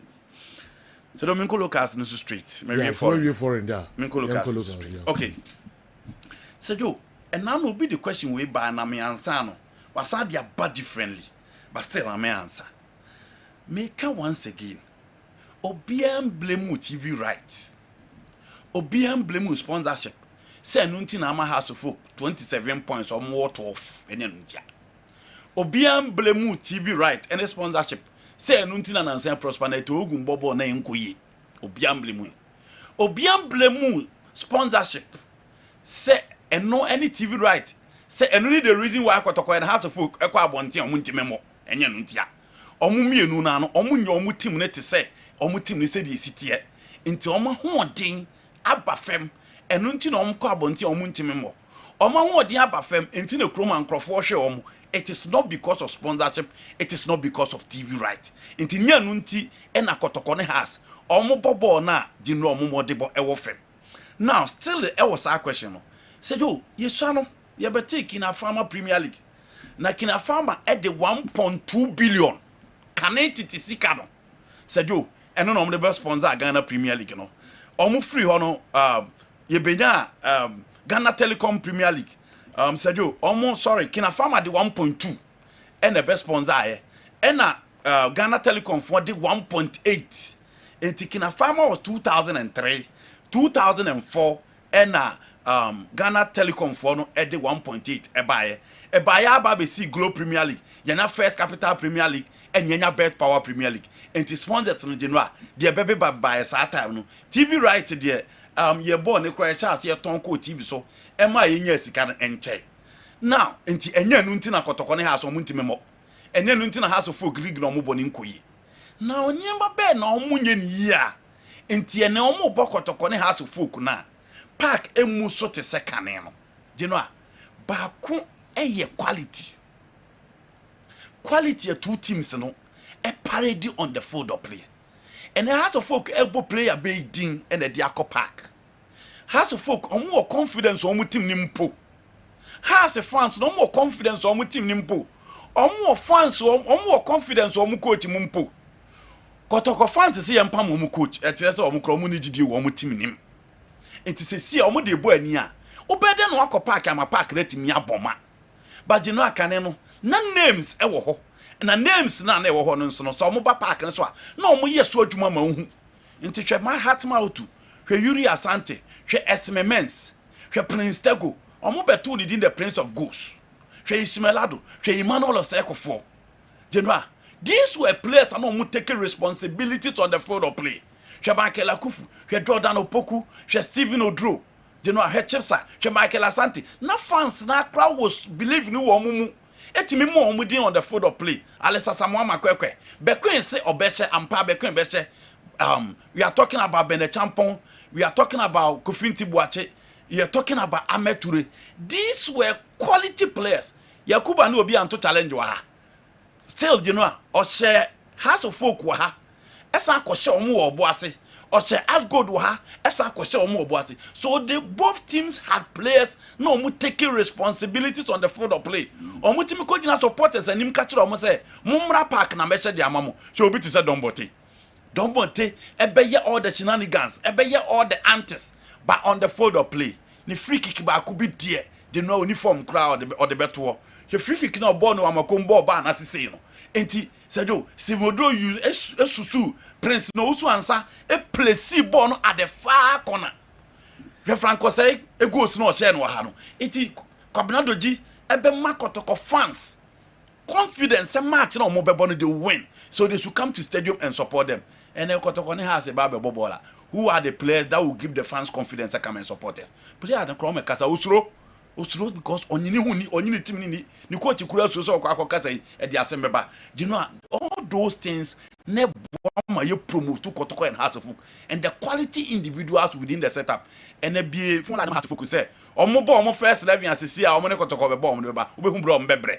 sisi e be full line Kotoko say omo first 11 be no omo ne Hearts be bo omo hu bra omo bebre but those days from Ebendida Amankwamreku Jacob Nete 7tete Dankwe Jatete Charles Alote Osekofo Dombote jenu na nyina ho sanso na Kotoko fa Muhammad Alasa Aziz ansa Godfrey Boa Danakwa Joseph Fenrich Michael Asante Edmono Usu ansa Chipsa Stephen Odro Nana Hindua Michael Emba Power edin kura ho da sanso na afa bash set ya ofa inkum ofa Harrison afo ofa Escobar oba esi ofa Prince Anoche obefa Jordan Opoku obefa Max Sechere obefa Kode Poku Mahala oka Kwabnayaro oka Francisco Fi oka Francis Akwafu edin kura ho ti wo ye fan na okura confidence ho a wo de ko stadium akwa heje no ene Kotoko ne Hearts of Folk omo kura confidence omo ni bi enti eduru ba bia wo se ye kura ye dede broso na stadium no kura bia gate free omo ma enti enye sponsorship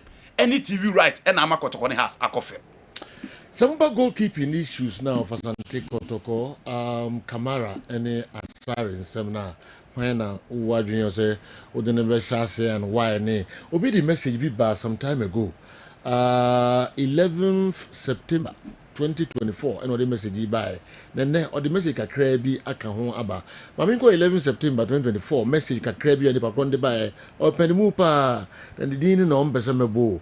Asante Kotoko have been doing something with their goalkeepers which has affected both the careers of the players at the club and the club.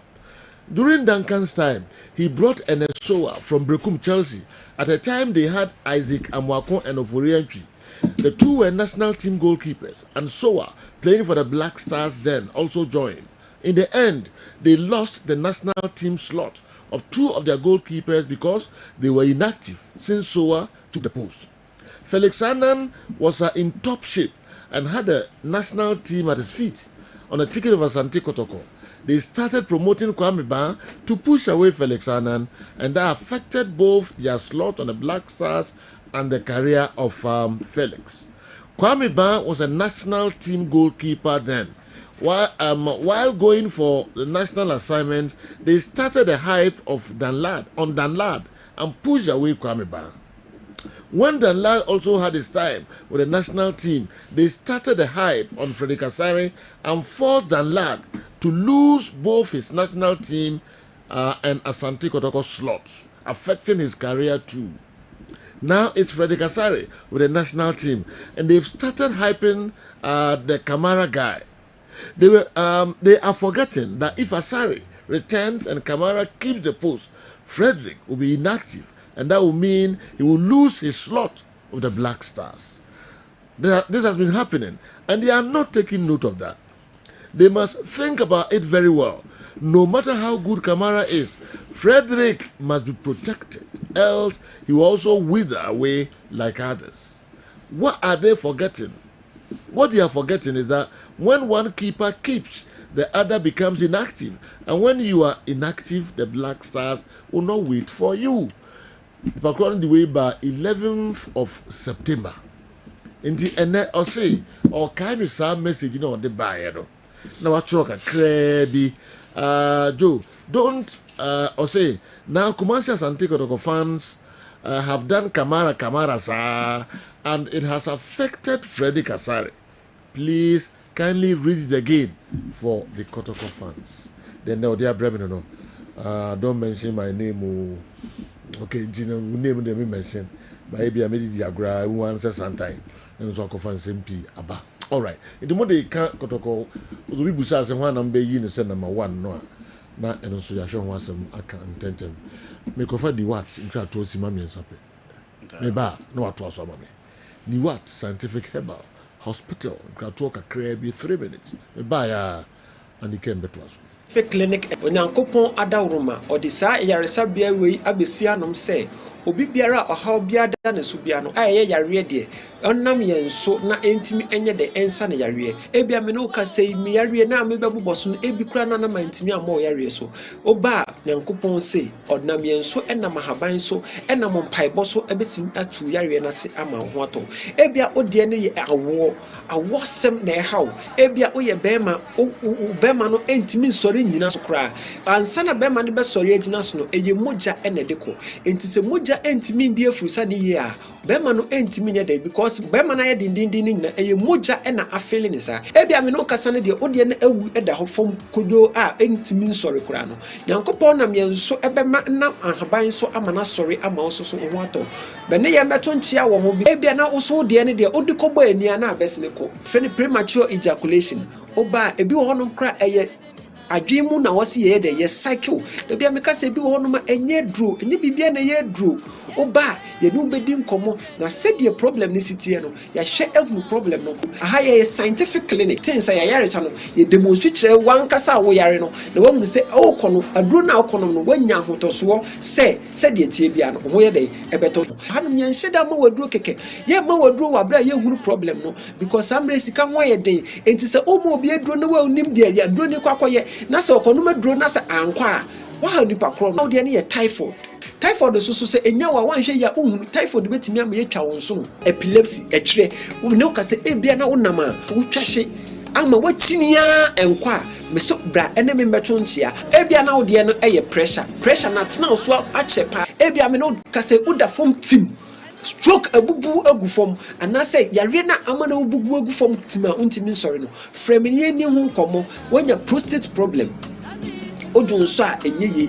anase yesi wo prostate cancer na say wo ho crowd person check say o prostate no eye adwuma ya oba ye betimi a check am ebia na wo de ne ye eba na wo pede a yankopon adom ye betimi adom aboa wo ebia na ma no wo de ne ye fibroid na hawo me no ka say obi ho no ma the problem pa ye halitosis o ka sa esenti wo mu pa wo bepie ya so ya no ma ye behwe ba bi e free ba na yetimi de etu ase ama wo ebia wo ko ye so cholesterol wo cholesterol ebia wo kidney problem wo liver problem me no ka say yenu ama no omo brebebre infections ha omo enam say yeni proper hygienic places a ye jaya na say adwonso ana say yini ntino say infections nko ade a betimi aba ama ye nso so yetimi atutu ama ho ato ebia na wo de ye bone problem nka say mu na hwo papa ebia na wo de ye ulcer ye betu ase e de ama me no ka say ebia na wo de ye hernia wo de ye diabetes wo de ye pressure yare bia ha obia no emre de ntie bia na mentime mu boy yare de nyina so ni what scientific clinic ma se atonsu ba bia free ba e wo Ghana ha bia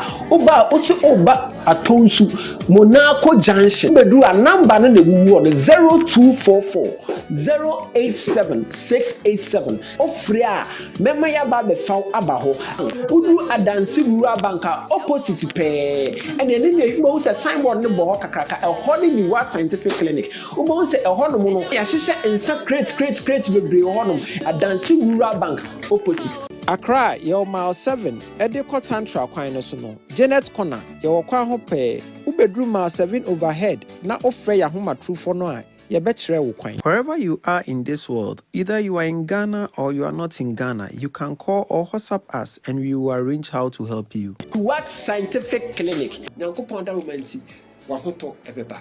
Amen. Okay, ni what nkra to kakra na yakofa ba entem no. All right, me ko Andy Kem ho na watwa de no de ba no eso. As a walk as a drew baby now as a person trim mic and I don't know. Nanka will be can one. Yeah, no then time na obo right no more sponsor a league no. The Andy the kind ka kina Farmer Premier League and all bas ACSR could do First Capital Plus. Nanka me be kind ABC Laga Premier League. Before even Kina Fana King. And we all remember that jingle. Kina Farmer Premier League agroni o ye behe. Okay. Now we bought that jingles, you know. Yeah, 2003. Why that was that time na Nyahu Nyansie. Okay. Yeah, na Nyahu Nyansie. After Ben Kofi left, na Nyahu was there. Okay. So kwesi Nyanti Chimuba around 2005. 4-5 months. Senior no so was it. Kina Farmer Premier League agroni o ye behe. Kina Farmer. Oh no, mo bought jingles, you know. Me kaipa. Satana Sports Allies din. Okay. What Sports Allies why you? Because give no my TV so. Monday bia so jinem. Yes. Why and that time we highlight na all the centers. Yeah. The TV so. Yes. Okay. And it was. You know, now the goalkeeping issue. Sergio, goalkeepers na ye buboni na with the exception of Felix and 9. Na obia performance ba fem and sound lose in the position. Alawa a performance ba fem and Alawa had his own issues. Mo bia man even fear Alawa 7 kra. Alawa was a deep in form. But you Felix is in chain because Felix the aware na kofa anasim ni na buy. And most of Kotoko fans rallied behind Felix. Because you know Felix an idea. Menka kra me ka match 2. Kariobanji ne Kotoko wa ha. Bona o yi na nke carry 2-2 from Patila o Motu no me ka sa ball. And na Kotoko ne Zesco United. Last ball. Na no na atika na 2-2. Felix batte ball ne fa ba. And Kotoko ne brekum Chelsea e o brekum oyi ball bi je no a ebesi na Buffon ne kase aswa me hu so mo yi sa ball ne bi. Inti na Kotoko fans e kai memories ya me kan because ebesi na kra me kai dia. Na omukai sa memories until the fans rallied behind Felix, but still coach must do stick to Kwame Ba. Coach no say there be obi anka ebi o kro timi ko pressure omubusa na ontimi nka se Kwame Ba na any first choice because no the sa question tata na but coach must do stick to eya abrante friend Kwame Ba coach decision and sana Kwame Ba be lose form when I know it got to a time be the lad a cool loan. Ni loan or coin, not checking the numbers and the start and the performance and the game now basro. The lad Beshas yet the pool in form. A brow national team call up under 20 or no, under 23 or no, local blaster or no, blaster or corner. You know, and you know our players when they started getting blasters call up. No man has yet the pool in form. Until and no end at a point. A mad than lad depot former Emma Fred Kasari Babe Demu, and the lad had his own issues. Obien Mkwan the lad fast so if Kotok. Even the lad last season, Coach Prosperity and taking a neck out to send the first goalkeeper Fred Kasari. Okasa or rotated between them. Any Moist Poati and a finally Moist Poati Ekoye. It did allow him, so he had issues, and you know Kotoko and their theories. Or only issues and a deep inform. And a so and so deep inform, General. Madam Pusu Wakradian. Obia who so or deep inform. Now go to Sheno Barbara Sports Stadium. Go to Sheno away and Nkuyi. NMA Felix Beteki over upon all his experience. Into also the end deep inform. Now General Frederick Kasari and then Kamara. Frederick Eko national team. Oko national team na. Oba games ni buho den ye pa. Ebu ho ana wa committee errors. Eti Kotoko fans ni bi hu ne say. There be Abranti no committee errors dodo. Yakofa goalkeeper from outside aba or $. Ti goalkeeper ne betena chi na $. Dia. Edi enti na wo se yakofa goalkeeper ba na $. Na betena bench because your local goalkeepers are on betimi atena bench obo beji sika e mo team ne ka. Enti sa dia so mo hwe go Kamara die in the first game against Karela. Any experience or mate so wo any national team performance or man say why former national team goalkeeper peno. I didn't know man a chance na uncompetitive Frederick Kasari because Frederick Kitrim ayene detoto and I know sans team ni nyina akoso basejo ni nyina ba besi ade aye friend coach any coach choice ade a me kai wo Kotoko pa ye Kwabena Yaro asem. The whole Kotoko fans want Coach Basu Hefo to play Kojobuku Mahara. Bash is Kwabena Yaro no beboni behind the queen. The Piana Kotoko supporters Echo Stadium Kolamente or said that on one openo. The Biomuko Stadium Kolamente also on one openo. He won the league for Kotoko in style. He played in the Confederation Cup group stage with the same Kwabena Yaro. Ochire Muse. Osha Bequin type of striking now. He will need a player who fought for him. No creative space as a decoy for Bequin to exploit. So Obama Hala ne Bequin. Omu nyina star ne ya epe. Omu se kojo ye more skillful than Bequin. But Kwabena Yaro e pave way e di mano. Asembe na Kotoko supporters yanka. Coach Basu Heford went or the Kotoko G League. Now Stephen Odru. Stephen Odru was a darling boy for Kotoko. Coach Bash almost say on status Stephen Odru. Also there be. Osha Akwafu, Osha Niaje, Ohe Jordan Opoku, Ohe Mark Setre, Ohe Francis Kofi. The team no, enya dear sir or this team will do best starting. You games will be man a chance. No, na Babe Bobby. You know, Coach Bacha and team will do Nkomobia Ukroma. He won the Ghana Premier League. In style, and ne, Oboko to Kutima, a betimia competing for one of the best team in the last 24 years. So about 203 Diana. Now Coach Masokori 22 of Diana. Team back on team and more bash diano. Kotoko support be a friend and never first 11 in the amount. Coach then team komu be a course who are bonte and then komu be a course who inside be. He stick to those players. I don't massive no do chance or Mamebono. Kotoko ne dolphins so high who still do pass or the Maya because on man time and he realized that the time of this even do bano was the time and obey his experience or the boy. Civil do man resource. But you know the enough fans ne call it from coach in or stick it to the plan, or stick it to the no person for Kotoko, and you know at the end of it all. And then untimin Kotoko history na unya bash deal. And Tisa fancy cassette, Yanfa Freddy Kemo, Yanfa Kamara mo, Yanfa Wimono, said do a court decision. If the court decide to keep set up a Freddy Casaria, well, you find out you know Betimia Casa. But Freddy Casaro didn't two normal results now. You know, dear being Abeka. And for me, it is a coach decision. Now of the two. Why there was order? Why there was alternative? Said you, I think the issue of Obibo national team in this subject for me doesn't come into the discussion. Because Freddy Kasari will losing a spot in the national team. Now your team local players, no, say apart from Kotoko, more constant player in the national team, no, say will be enjoy kakra. Said you who had the Freddy Kasari aye? Can the level and height na wakakudru na? E was on na nkeda Kotoko puni. But in the recent outings in the performance, no, actually say he needs competition. And he said, here competition there. Now your man yet to say, on one team more demo will performance be or the baby on the media. Then obviously the goalkeeper who is earning dollars at the end of the month also need to be given opportunity. It means say Mr. Frederick Kasari Monday born so many. And games bu honey goes bu consider amempa. Then you know obviously I have to go in for Kamara. But I'm saying that it is a coach decision. So coach needs to take it to say when I'm a ped on when a Bemam results, I do not idea can an inco secret. Coach Ogum dropped Asari because Asari wasn't invited. Before that match, Ogum knew he wasn't going, and the Emmanuel entry had been invited, and that he even subbed entry. Mind you, the invitation letters are sent about 2 weeks before the squad is announced. Kokudia, Asen Praso, sorry, Kokudia, Dichamso, Mr. Asen Praso, Kokudia, Dichamso, Unariwe, and so Abre Yantuaso.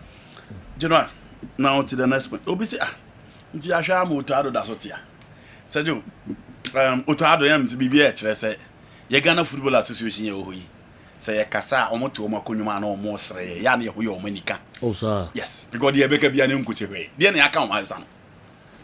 You know, dear Nayaka, your quaff comba, near bed discuss it.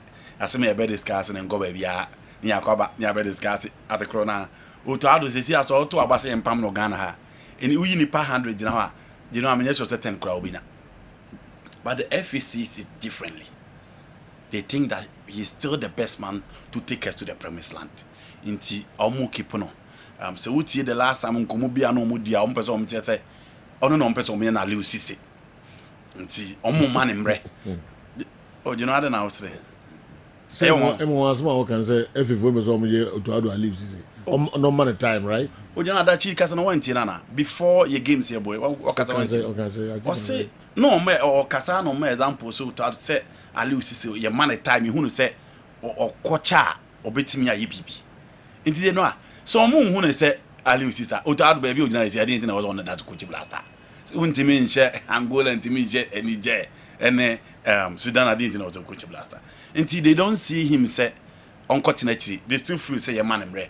Say ohwiegu a obesa ahyehe na waba enu nti na coach to odaso ewo blaster nti eni ya hwe no ama odaso coach blaster na anso no mpanimfo no omho no ena si coach to ado no on koso a ento adwuma no so okay obi say coach Atara te si a ye hwe the heart of folk eyiya ebeka say ye besa aka so on resign na you know Newton used the word resignation me ka say ye mpamo no wo busa mmachiri say you has a phone coach Atara onye ahwe o awa coach Atara onye ahwe o 27 points no or 12 onye ahwe eti half for no mu team no sebi o enyemi krom Rock of Ages and Stone FC mu team no ye Continental Club Masters eti mo reduce mu team no ma ne medru level to say there say mo da bia mo da relegation zone mu team win one match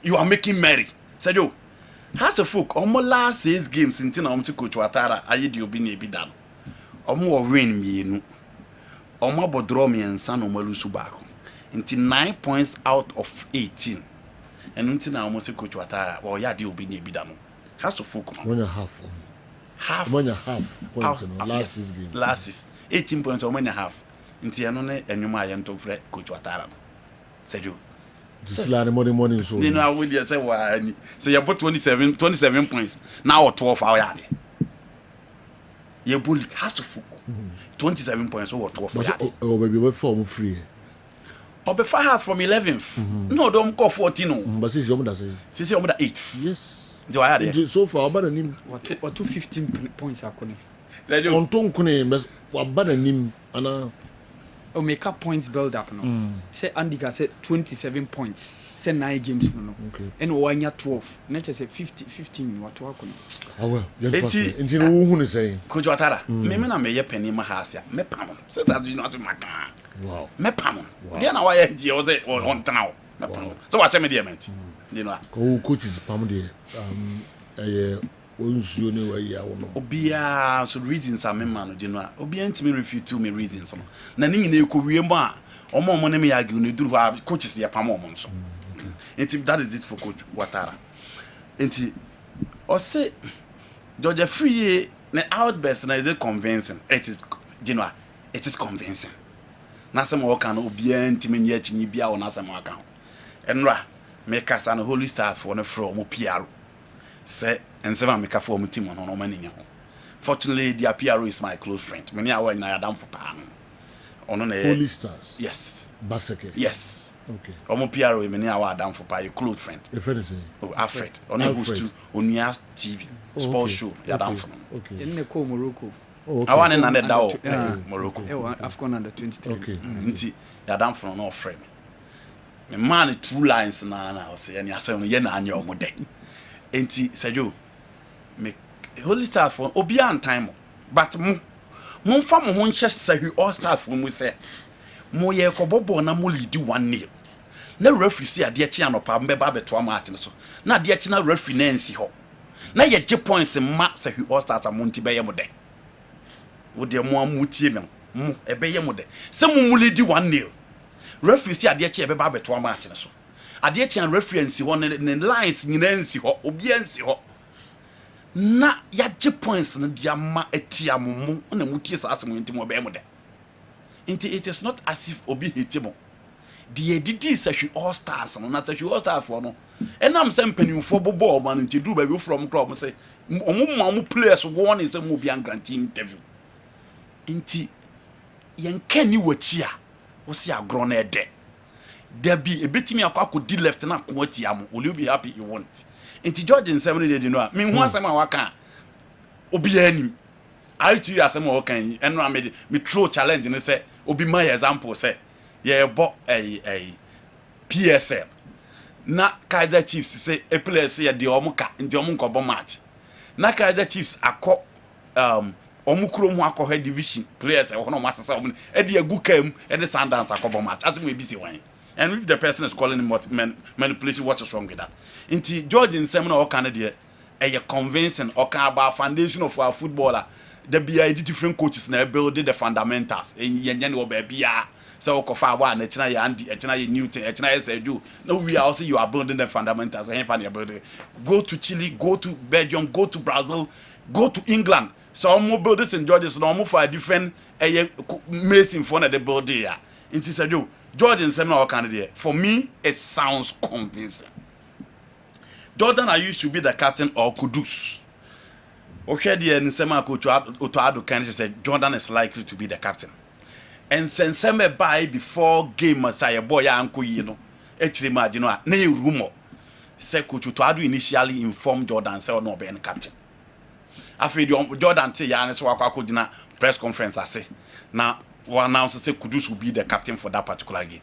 And Credit Jordan was not happy. That is what rumor by. Now, said you if shoes of captains MP no national teams na ye dear watch. E to the bin so a coach in so said there be nipa way e born to lead. Or no betimi lead team no. Amaze watch on chair no. Or no betimi lead team no. Enti ye man a chance no lead. Or share the attitude on the field of play. Said you bo on your captain. But born now money ni boning na Emmanuel of Cycle was not the captain for House of Fuku. But Omo money Bobo say he was born to lead. Aman Kwamriku was the captain for the side. Jacob Neto was the captain for the side. But when you know who said player where he was born to lead, she got in a bloody. Upon all the stars akotokonya ya yo bombu din he was the captain of the side. And now authority other players no so mo bia who say authority. Thiago Silva. Upon all the stars at PAG, upon all the stars in the Brazilian national team, he was the real deal. Carlos Claiteno bled him very Dunga. Rivaldo, Bebeto, Romario, Ronaldo, it was Dunga. And you will be belong to that stardom, that bracket. But Park and so on a year, a man who say, or to be beer to Tonako Mahunu. And maybe Coach Otado initially thought Kudus was cut for that particular position. But now he feels that you mistake. One show respect to Jordan. And what the manager, I mean, I don't see any problem with Jordan being the captain of the national team. He's also about to make crab, mommy. Okay. Na Madame Hobassia. Ever to us, Akasima a duno, na Dumino abo. You'll be Nemo a kaye, papa. Mind you, more videos, no, and so enter na yetini na their questions, no. na kyerɛkyerɛ adwene de afa ho wei ɛyɛ Friday edition of Midfield Action, Kessben Television, Kessben 93.3 Kumasi, Kessben 92.9 Accra. Mekɔ Dr. Amuzu nso ahwɛeɛ na ɛkɔfa nsɛmhwam nsɛmdɛ a Dr. Amuzu nso de brɛ yɛn. Mpamkyɛw yɛnya so na yɛntie na yɛnhwɛ Dr. Amuzu so. Yɛntie de wɔka kyerɛ.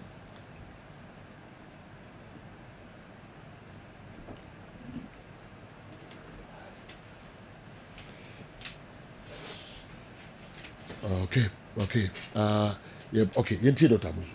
Amuzu Herbal Clinic. Na mikita mi nsɛm Amuzu garlic bitters. Amuzu garlic bitters. Wey yɛde garlic a yɛde plus enubra nuntini ɛne ahaban mako 14 ya kan fa de ayɛ. Enti aduro na hoɔden wɔ soro paa. Mo amu de garlic yɛ na de afrɛ aduro. Wey deɛ ɔde bia ne pressure wɔ soro. De hypertension Onum Amuzu garlic bitters is going to regulate the pressure. The high sugar level. And I said the time be was order of bedroom so briana kakra was no more dry. Kakra so come do. Who was how na you hear a Amuzu garlic bitters. Untini muesisi mojano 8 minia kona be mu. It's Yamata Mobia won say 93 a drum making for a Amuzu garlic bitters. Obi said doctor me brepa samadana hu ede mame. Dr. Amuzu, my meduma dini nyine wie unya boga se ba go se gomu a. Obeda na ho. Uwa weak immune system. Obehia immune booster. Garlic pekesefra senema we e boost immune system pa. Na nu anga se tinya fight nyarewa. Uwa this ye be a stroke. Akana to form. To miensama no. Odanti aka na wabre ne home wasoro pa na kuma ebose kim he oda fifre bet ne pa na fifre tino de ohia ya Amuzu garlic bitters de ne to ase twetwe ne pa yie de kan sciatic pains no ase sciatic no ne to ase twetwe no pa ababa na nanti nyina wonya Amuzu garlic bitters mo wie woye gyan ho aduma itema modi ho moja wie na awie ama body dey bien 83 what is radiana and I say high cholesterol why kesi abroso and I say bitamo biara bo se na ote so kind palpitation unya Amuzu garlic bitters no mu a say how ni nyina e be free ho eya na kakran refree ade de ohia eya Amuzu garlic bitters. Amuzu garlic bitters it detoxify the body. Efi boni enya free the pedua mu essential bua mamoja no dia fusani yie pa. It also controls urine flow. The odun so basa odun so be hia Amuzu garlic bitters edro way e dia pretty pharmacy herbal shop biara mu open no se mi se bia fanama na otimi su na frɛ for further and better direction. Amuzu Herbal Clinic ana Mauji Hio Shalom. Me da hwe fo ne tifo asida se ne e be se hia. Okay. Monfanto so say ya na numbers no misremo yemfa entu dwabiom 0241 988 884 0241 988 884 obetimi afre Dr. Amuzu e was our line so Samson obetimi afre no 0505 680 950 0505 680 950. Dr. Amuzu munim de otimi eye ose odi Amuzu garlic aba na kokosohwe na wankasa obedi ho dance. Dr. Amuzu Herbal Clinic nkrato enso eno no ye baba beto so e de amamo damudi aba bia na womode ne yi ya no e de amamo mayenko andikem ho na sila yentie no Andy you know obesi sem ye kotokopani a me the team ne beba Kumasi ana so mo wi baba ya sports stadium. You know, I think it should be a collective decision. And it's all your penny and to some Kumasi. One, you need to consult the technical team. Two, you need to consult the players. For me, the supporters should be the last subject for this discussion. Also, on the team, no technical bench, and it's not say, Omoko or Boase Park, no my ye, fans neba, atmosphere, and it is say, pitching okay, or more as a technical team, no. For now, may Casa Abria could see first round, or more as a technical team, no, or more you're okay with Obuase, or more the team need now could see first round, or you're okay, Anna, you know, I'll do my drink today. Who are you come to the players? Now only players nakasa o pe kura beti me secret balloting. Say the be obi fere wa on timi nkasa nti no. Obeti me secret balloting. Yes or no? Now they are two mama players no. O wie na say o hwe na o kan na yes ne doors one na yes ni so a. Whichever decision na obenya no. No one combine with the technical team there no. Now only the captain of the team akasa. O wie then you come and meet the supporters. Say Joe omo mie no gi tumu say. Oh, be or boss in Yamaye. Ye background intimate more. Pressure where so. Into Uncle Kumase. Straight away, then you come to Kumase. Say, players ne catch for now. We are okay with Obuase. Atmosphere ne ye. Fans ne buy you okay. Whichever demand we are ready to deliver. You stick to Obuase for now. There's a players in the decided. Players ne technical team no. And some supporters na be last subject. You know. I see. Yes, because fans ne catch omumra. Say fans no omune bobon. So fans ne case omumre Kumase na players so ompe Obuase ade na be.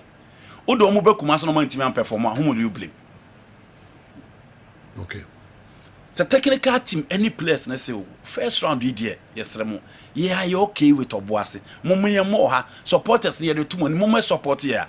You know me who dey also cooperate say Kumase win to the ombe Kumase. Inti this the technical team and the players should be key in this particular decision. Mo bia mfedru ene me ko ha do bi say ma me take decision bia omoni players no any coaches ne nkasa so omo so omo pe Kumase a omo formula so omo pa Obuase a they should support them no more Obuase at least for the first round. Obi say coach Prosperity Ogun ebo players na out of position say you oka de ekotim wo kwa mu a enipa be pre be kire oka na football na aye bono eya na players ne bi wo ho ayi ni mom wo sebi mfikyire ansa na omatimi kura guru amom board akwakosi ba bia omaduru na omde abenya platform kese yabo ntimi ko he Samates ene kotoko Samates supporters ana Obuase from be here board say omde omkrom on the two players na ho Samotenedu ena afi abrante fe ne Solomon Aje na coach ni de Solomon Aje ba no de na betena bench omo ye dede wo park ne so am ye de abrante ne bem ye de abrante ne bem no fans ne se da bi omo wins or ya midfielder to coach ni nyini free tenten no mfa ne mra mfimfi coach na nyina free ho ba at least omo ne de free roll kakra na eduru bra bi na chese wotie de fans ne kana na chese wom ko jibon wom mfimfi na ze kwotoko bre ba se jo eto da bia coach nso hu ne se no player we match ya mekọ akoboyi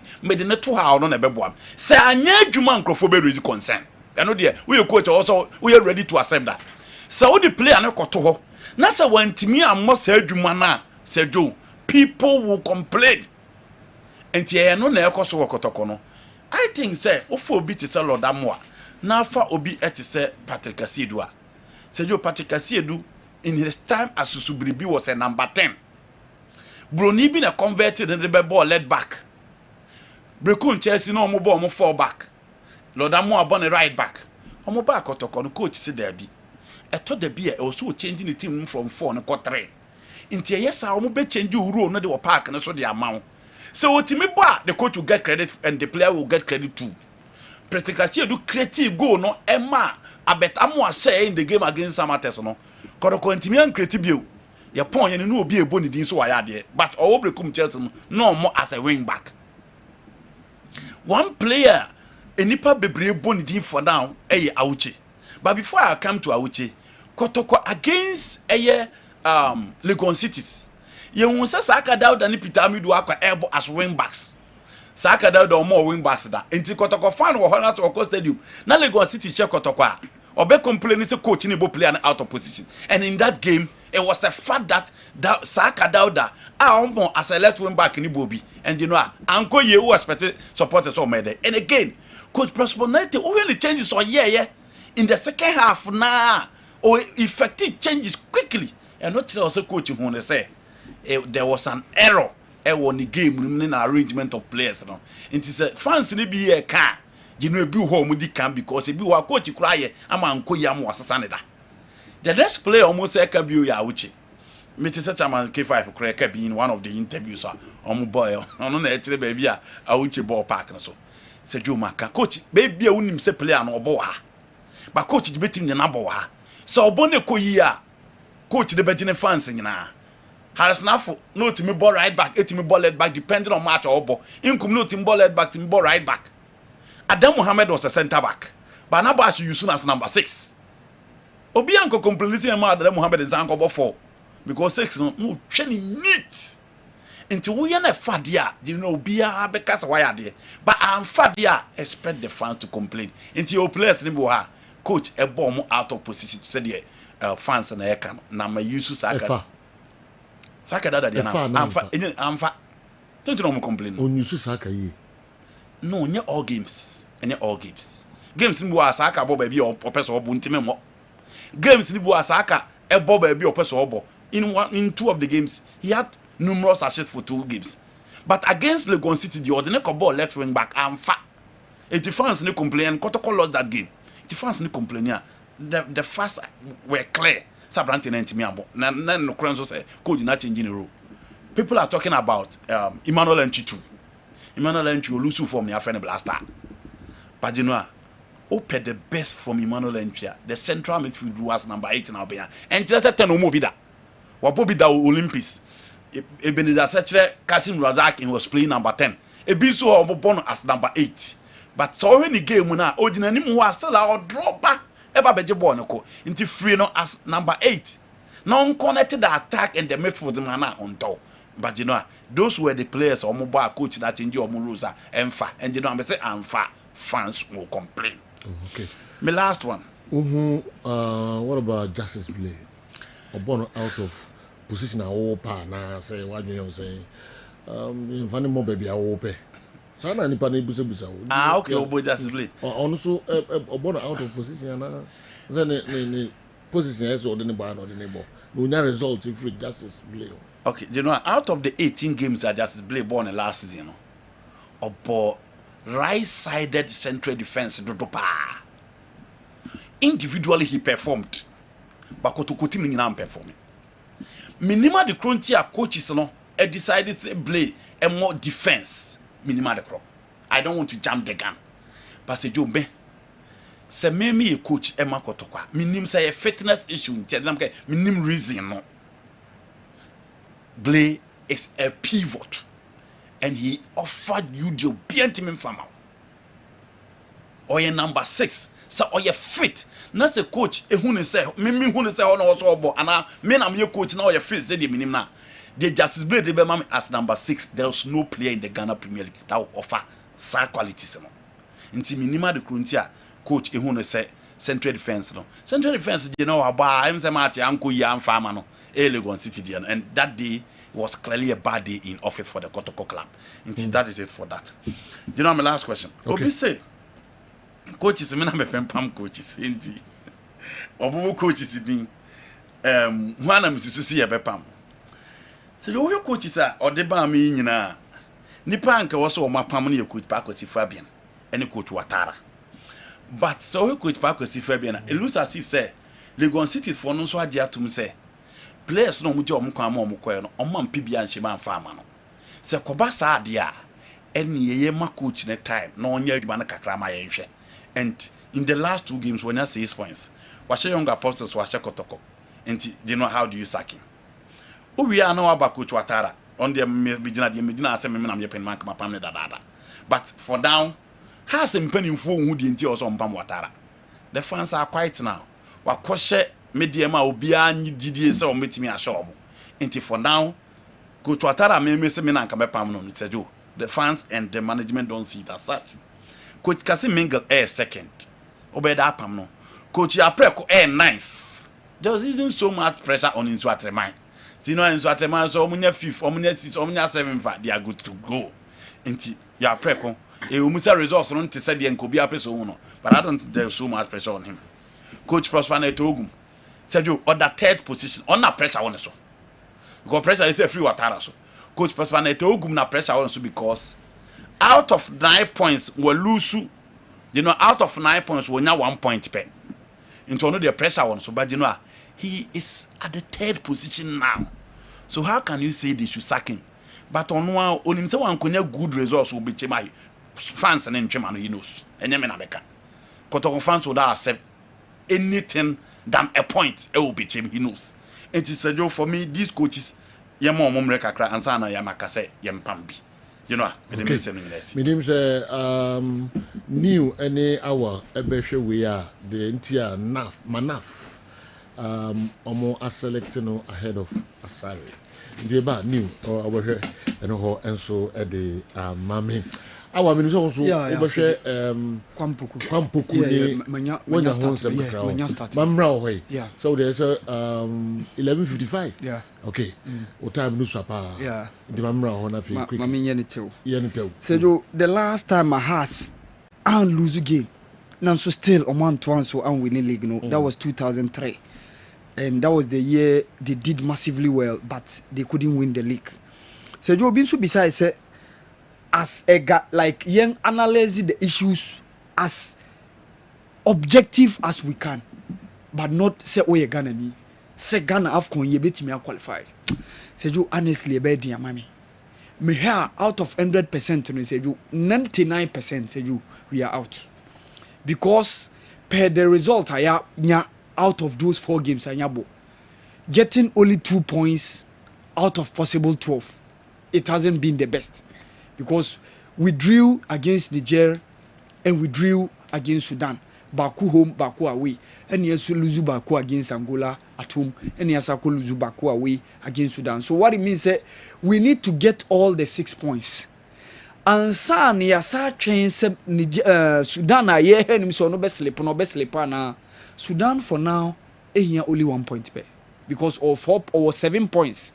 Was Ghana and was Niger and only Ghana about draw and will lose to Angola. So Kosia Pia Nene Mranti and say Sudan, if they are able to get just 1 point out of the possible 2 games now, 6 points before me say what it means they are true to the AFCON. And for me, as me analyze it as objective as I can say I don't see Ghana qualifying to the AFCON 2025. Sergio, the last Ghanaian coaches or the African teams akọ AFCON. Sergio, only Jones are took a few pay apart from a young Ghanaian coach bia, and it's likely Kosia Pia is on the line to do that kind of record now. Coach Jones said I took a few in 2004 by taking the Beninois national team. No, Kosia Pia is likely to join those classical number of coaches. Sergio, African countries are more players are winning Africa best back to back. Sergio, Cameroon it will be. Okay. Cameroon Thomas Ntomo Nkono won it in 1979 and then Jean Ongene won it in 1980. Morocco Nsu Enya a classical example. Mohamed Timouni won in 1985 and then goalkeeper Baduzaki won it in 1986. And of course Ubenya Nigeria Nwanko Kanu won it in 1996 and then the Prince of Monaco Victor Ikweba also won it in 1997. Should Ademola Lookman win next month Africa Best in nature say omobesa equal record on my after say Victor Osimhen I the player who winning the Africa Best Footballer of the Year last year. Sergio, last time Ghanaian player winning CAF Champions League Sergio 2015.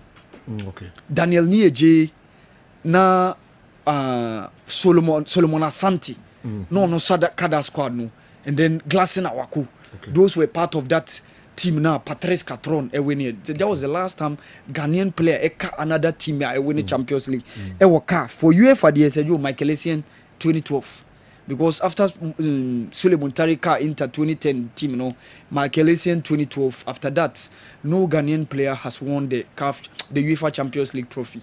Kodwa Samoa was part of the 2015 team of Juve. Omo drew final Barcelona. Omo ntimi and winning that game against Barcelona. Sergio Obisu Bisaya said in the 21st century, team Ben our World Cup and a gamer from group to final wa boshing in Sergio only Brazil pay. Okay. Yes, 2002 it was Japan Korea. After that, next World Cup winners Sergio none of them have won all their matches. Okay. Brazil beat China they defeated Costa Rica, they defeated Turkey group stages.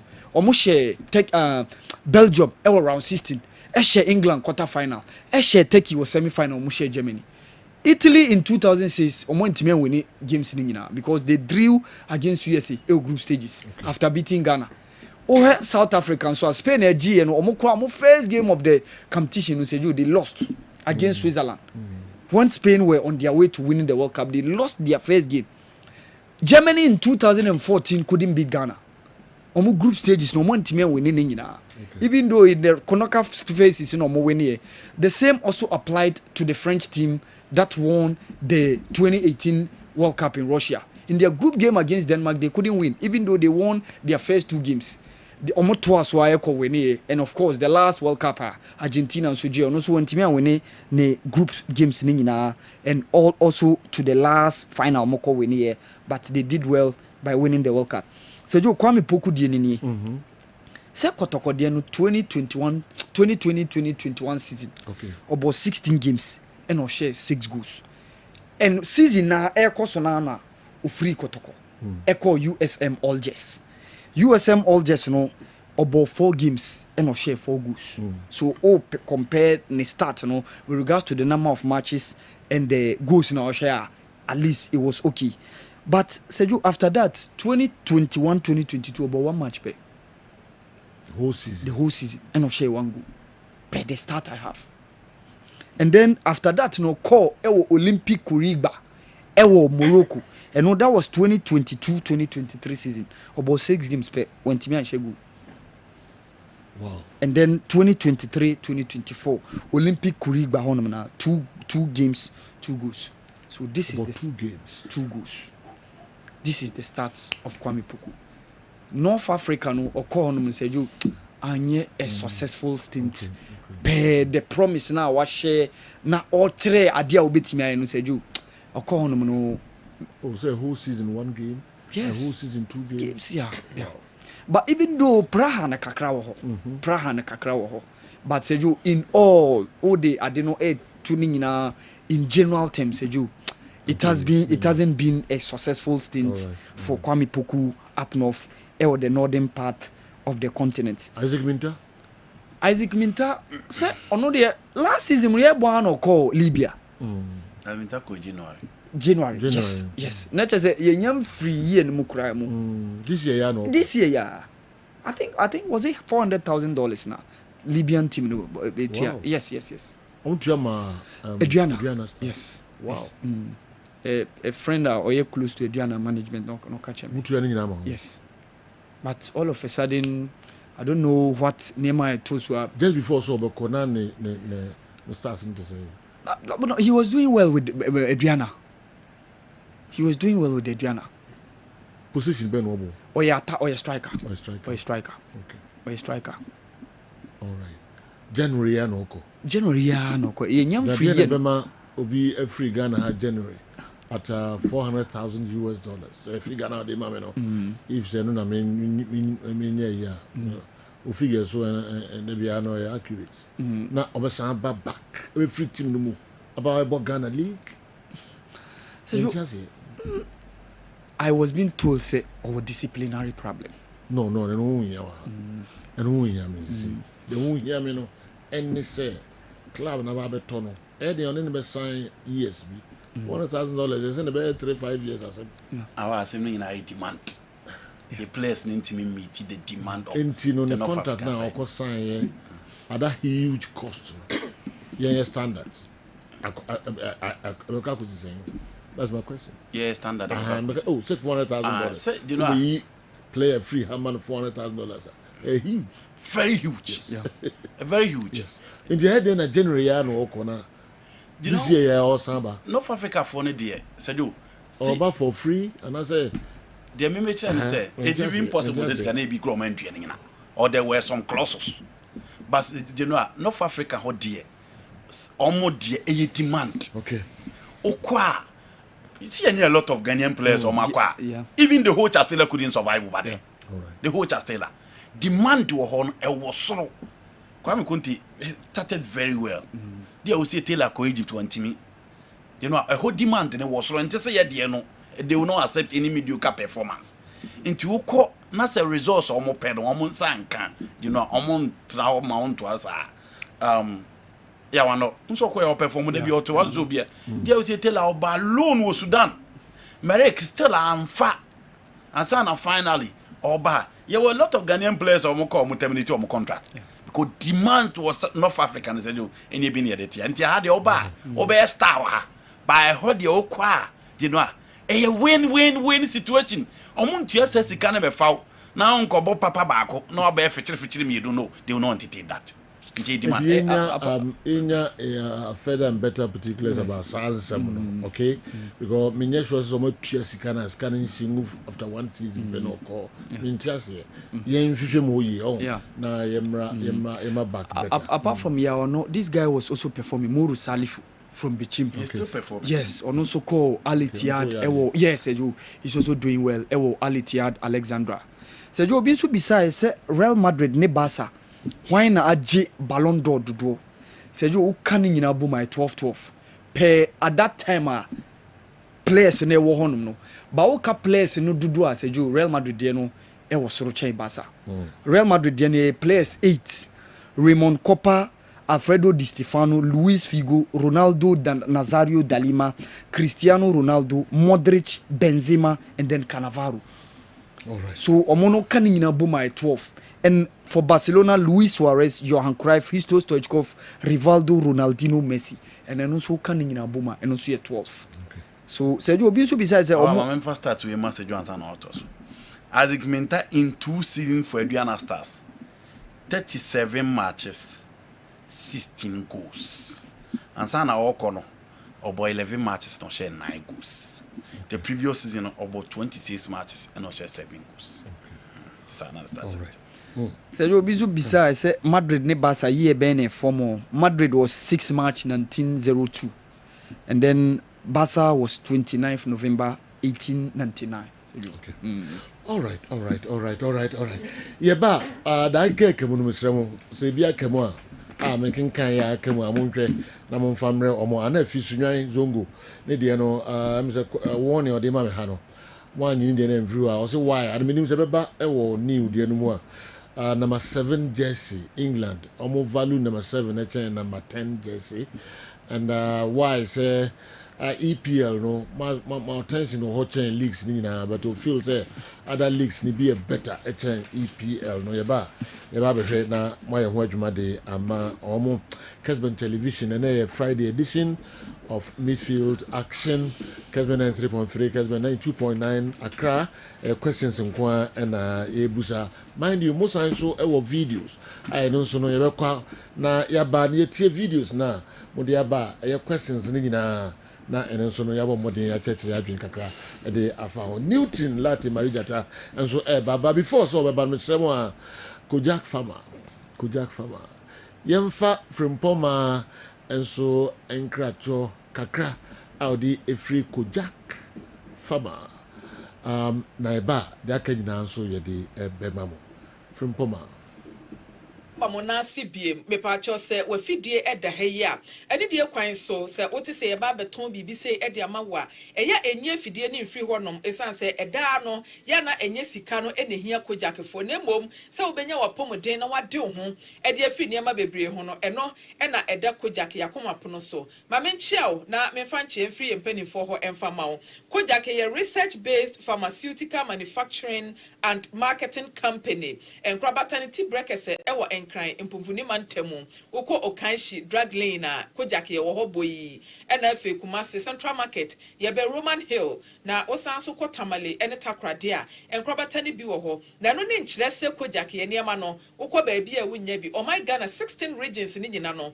yato ye niam ni bi ede apete ho no mo a wo ma no kra sebo mo so aso niam eton no Kojak toothpaste ahodo no wamo etonton bi etibi paacho ye bedi nkomo a ya na wayi wasum etie enkomo no na de ebeboa wo no wafa ewom na nso odi abo ho bra Kojak ye niam papa ye de beedwa so no de di kan eye Kojak Pro Code be paacho Kojak Pro Code no eye tipaye duro de meka se de di kan a eno ne nkyere se Kojak ye na ye di kan de tipaye duro eba omayi mu na mbom kane no womanfo bi ede tipaye duro aba amwa omanfo Eti ya research based pharmaceutical company ntino womanfo bebo ye punum na ye gi wo mo fel so e na edi koja procode e baaye na se koja procode no wokona se wokwa akoto na ye ka kire se procode ni ho na so aduro foforo e wo ho a oboa to eno a je original ya efi koja kenchen PROCOLD me pa chow ye spell no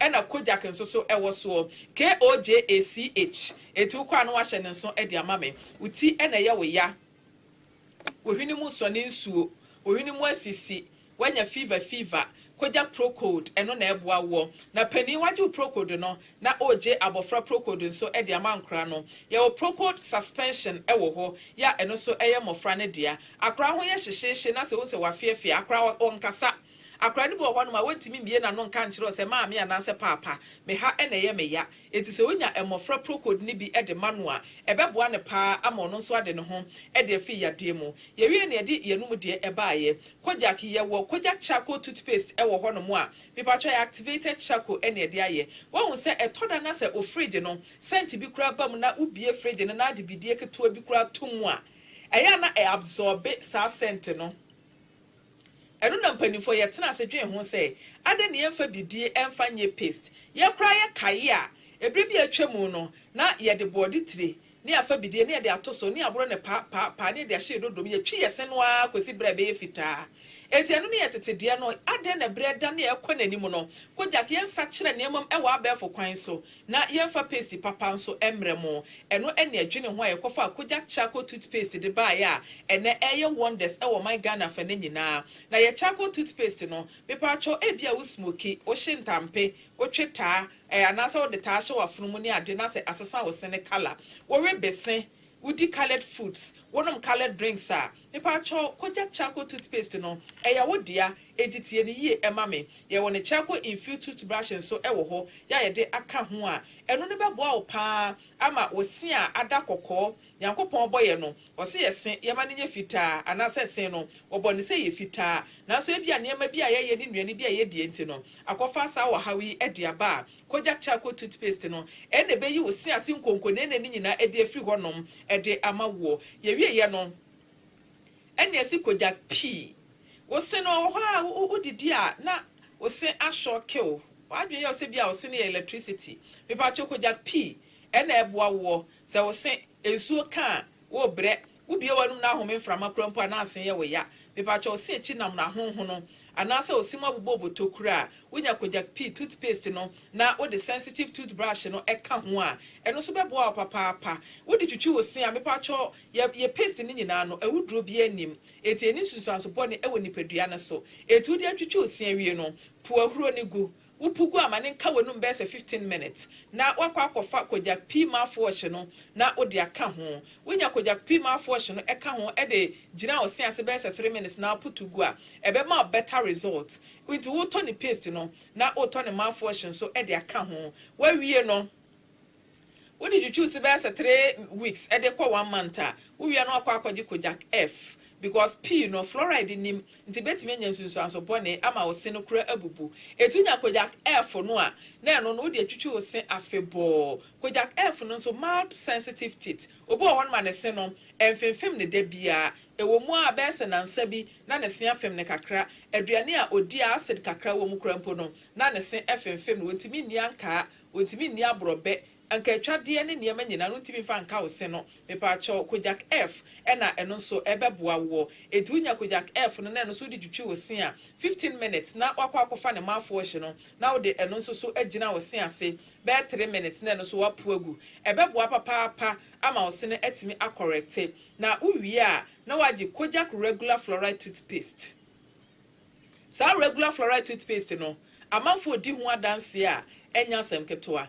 me ba cho take tuwa bi e de to brush so a eye wonders epu ahuro pa na epu ahuro nti no woto a wo moka me se tisika fa to ade papa e fa ye wo ho kojak regular fluoride toothpaste no ebre bi a encheye na ye wo paste ahodo e wo honom na so still na kaka e he nipa se proye e ha adwen se proye amani din de ye se halitosis me ba cho woto brush e paste we bi na anya ne brush ka ho na de twitwi wo se a ebe yi sa num kan nyina e de afiri hɔnom na wɔse no ayɛ fɛfɛɛfɛ wɔse no bɛgyina ne nan so brane kama paa na ɛno yɛ wo ne toothbrush ɛwɔ hɔ yɛ a wode ka ho paste anaasɛ wode twitwi wo se a ɛno so ɛboa wo saa kwan ne so mepatwɔ yɛde mmɔfra deɛ nso aba o akora ɛni kwa sɛ wɔne pani ɛyi su paste ɛbɔ mu obiara wɔ ne deɛ ne se na afei na efifi ba eti no mepatwɔ ne foundation ne hia paa etu nya koja kiss toothpaste nso ya ne toothbrush ɛhyɛ ho free bonto no a ɛboa ɛma mmɔfra no wɔn se etimi enyi ne fɛ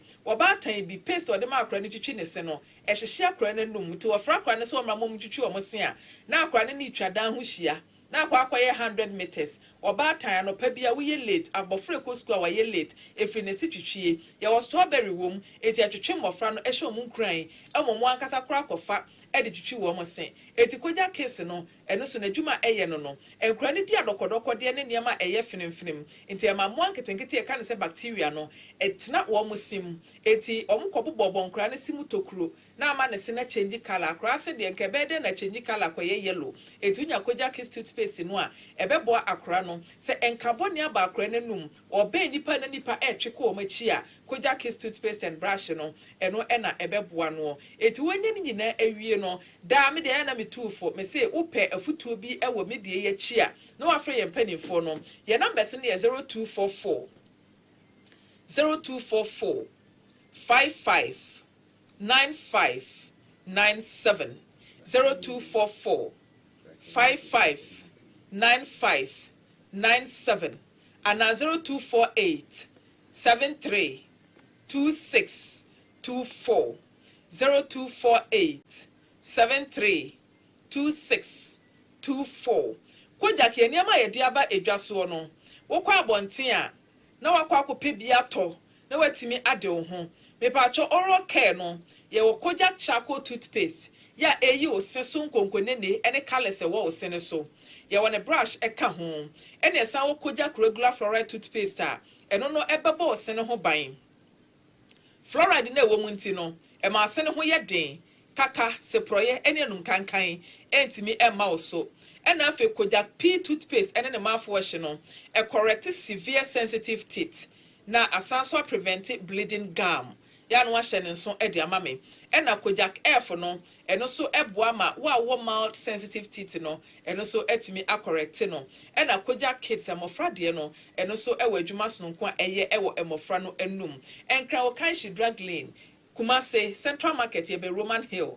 O my Ghana fa na nyina ba bia ye ton aduro anase ye ton toothpaste and brushes no. Wokwa won sa be kabi. Na ye brushes no Bristols anase ano no enye din bebre e na enye mre bebre. Eye ho ne ho. Esa se wo hia brush ano odin e be pepa enamel no. E na wo hia de ano mre entimi enyi niema enti eye ho ne ho a eboa bebre entimi pa cho kokwaji bia na aboa wo sa kwan ne so. Kojak ye say o sori anopa twitwi wo sen enwumra okoda twitwi wo sen udidi wi afa so sanfru wanum na eniema bia cam particles food particles enketenkete na betimi pile up adike ama wanum ayi nkabone no ni nyina atimi afri honom nyankopon ya adom a dasene ye besa hia ewo Kojak enkomobone so meda ase.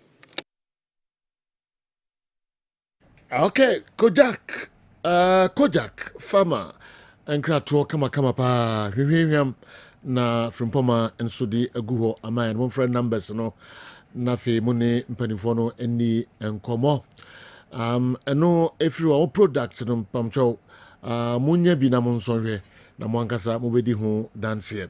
All right, mamenye birthday wishing tenten na ko Newton Lati Marijata enso eho Adams Abbey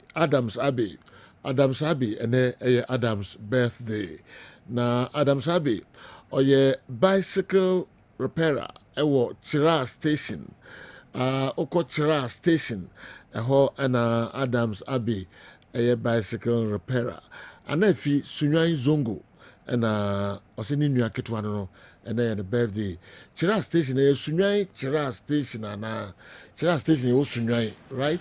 Okay, eho na Adams Abbey ewo nakopon shira na onya okese why na free adumu eko adumu next time no na wo free ho na okọ ba bi fufura e wo soro kra bebrebe e che bicycle or repair na menya okese happy birthday Adam Sabe Newton Lati Marita the member away na me hwe do re eba bodu mienu apa wonsima aduno ye pimko and Chief, my first question here, Manchester United, Ruben Amorim, coach. Now, question in the Padibusa said the 3-4-3 in a better Manchester current place we are fit in. Usually, a coach be a benya, nanka or starty BBR for especially new project.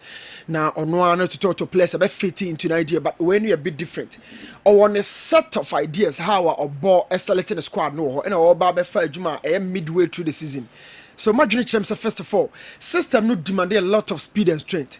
It will a player of Manchester United now or about 3-4-3. And so who the coach or be demanded or tactical understanding of the 3-4-3. Why it is also the most balanced of the systems, especially in both phases, offense and defense.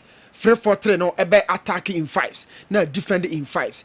So the wings of the system no wing backs no omo nam benkum enam define ya no mokoba no se mo ntimi an support to attack and support to defense ahwodin mu technically and tactically se jo system no be so far na coach no be kire no so players are available no omo hwe anyway no mo hwe no so Trent Saka Palmer KDB Bruno free kick bar baby a game na kwa koduru ho na me peke no the coin say players obobo e bi mu du omo na ni fa ne ball free kick e bi mu so du omo na benkum enti say o ka benkum fo ne dia Saka ne Kopama ho komo ne yekan eda ni fa famu a mema Kopama na abo over Bukayo Saka but eda ni fa famu a Trent Bruno Kevin De Bruyne no make up for KDB over the rest Kofi Yesu say Dr. Ogum obo players ne be out of position as a joe the teresa football and tisaka ah they akofitem na yetutu niam na yesa behehye foforo dia ba bia mirrors no wo ho ne de betuatua ba bia ties no ho ne de betuatua but football there ye remodifications a lot untimi fa ba bia hwe ne sini nkoshe ba bi foforo untimi fa kata ne nkoshe ba bi but football coaches to continue to chop and change until some benya the best for the team. It's in player be and as a coach in a pen say or bubble player out of position. Of course, so when you know results, but any rigidity, it's a job of flexibility. Or best standing in Sanwa, because say, or say when you win a boy for when you win a boy for on board within a system be and you're the best out of everyone. And yet to say, Kwakubo Messi was a winger, but in the best position was a false nine. It's the credit to the coach, and I say, the manager has to do his best. Last season, Okotoko, Justice Blair is a natural midfielder. Coach did the coach as a defender. Or boy, Jumano a supporter their club on the Eshe. So, my jury say, before coach or bubble position be a diama player. No, now I rehearse your training grounds. Or more your home training, a player na be BR. Name Diana a discipline say, players a ball training grounds, and you want to become matching, and you want to be home. It's Yana competition, no acquire intensity na shooting.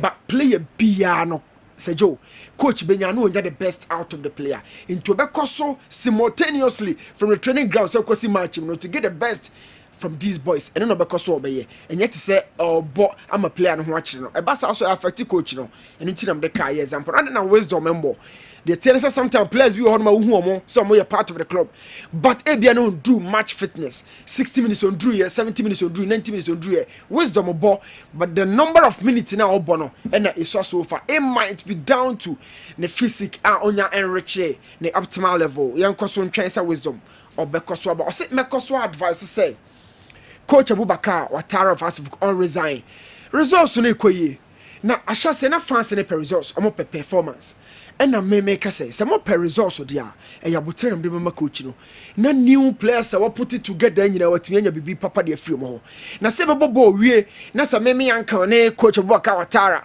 na mpanimfo kɔ so kwa akɔbo no sɛ ɔyɛ press conference GFA emramu no kyerɛ sɛ obo match wi a Brandon Central for musa busa question ba ko mienu ɔdi no ho dwuma na police fa bɛka kyerɛ sɛ wakyerɛ hɔ na wugina no club na wo so no fans ekura mba twɛn wakyerɛ hɔ no mo sɛ jo me se me yanka no mɛka kyerɛ sɛ da na wo ngyae adwuma no ntoɔ no mo no ɔmmɛ bɔ ne nkwa ho ban but results kɔ yie na sa fans na ye din dia onto na adwuma so there's no issue but some be kono so na police for be bam security threat na ade de make so advice ni so onja adwuma no enfanto no mo David Odro and Abdulaziz amakem debut for Barca Athletic against Real Sociedad B no na question ni busa ni say two players na performance no me opining on that boys ni me ya de pa Aziz ni gina TVC the question fed say omo a fortune say senior team no et say the thing say 2 players were there omo nyina were high chances of playing for the senior team nemom position ne baako a prime position for Barcelona left back no na dwuma obaye nye bebre meka David Oduro oni adwuma ye bebre obetime nya senior team ni bia bopa ne quality everything he has individual obebo ne ho ba obehwe ne ho ye obe match bibia ni position a obo no oyire ne ho obetime abo and I know there was one guy Gerard Martins on an ball first team bald in the and everybody was asking said the performance in Swani he doesn't even deserve to play in the first team and now more so I was say Kabald beba ball meaning say Martin dear Oduro betimi na fight it but as so suya a lot from Alejandro Baldi as a senior member nemom ne deputy bad deputy no Gerard Martin the obetimi na fight it na Abdul Aziz ye no na a prime position for Barcelona as a club culturally team bia woni position ya na a dominant position the momo Aziz bossy about the 4 cardinal positions of Barcelona about left and right wings ni mienu nyina benkuma from obo ni fan from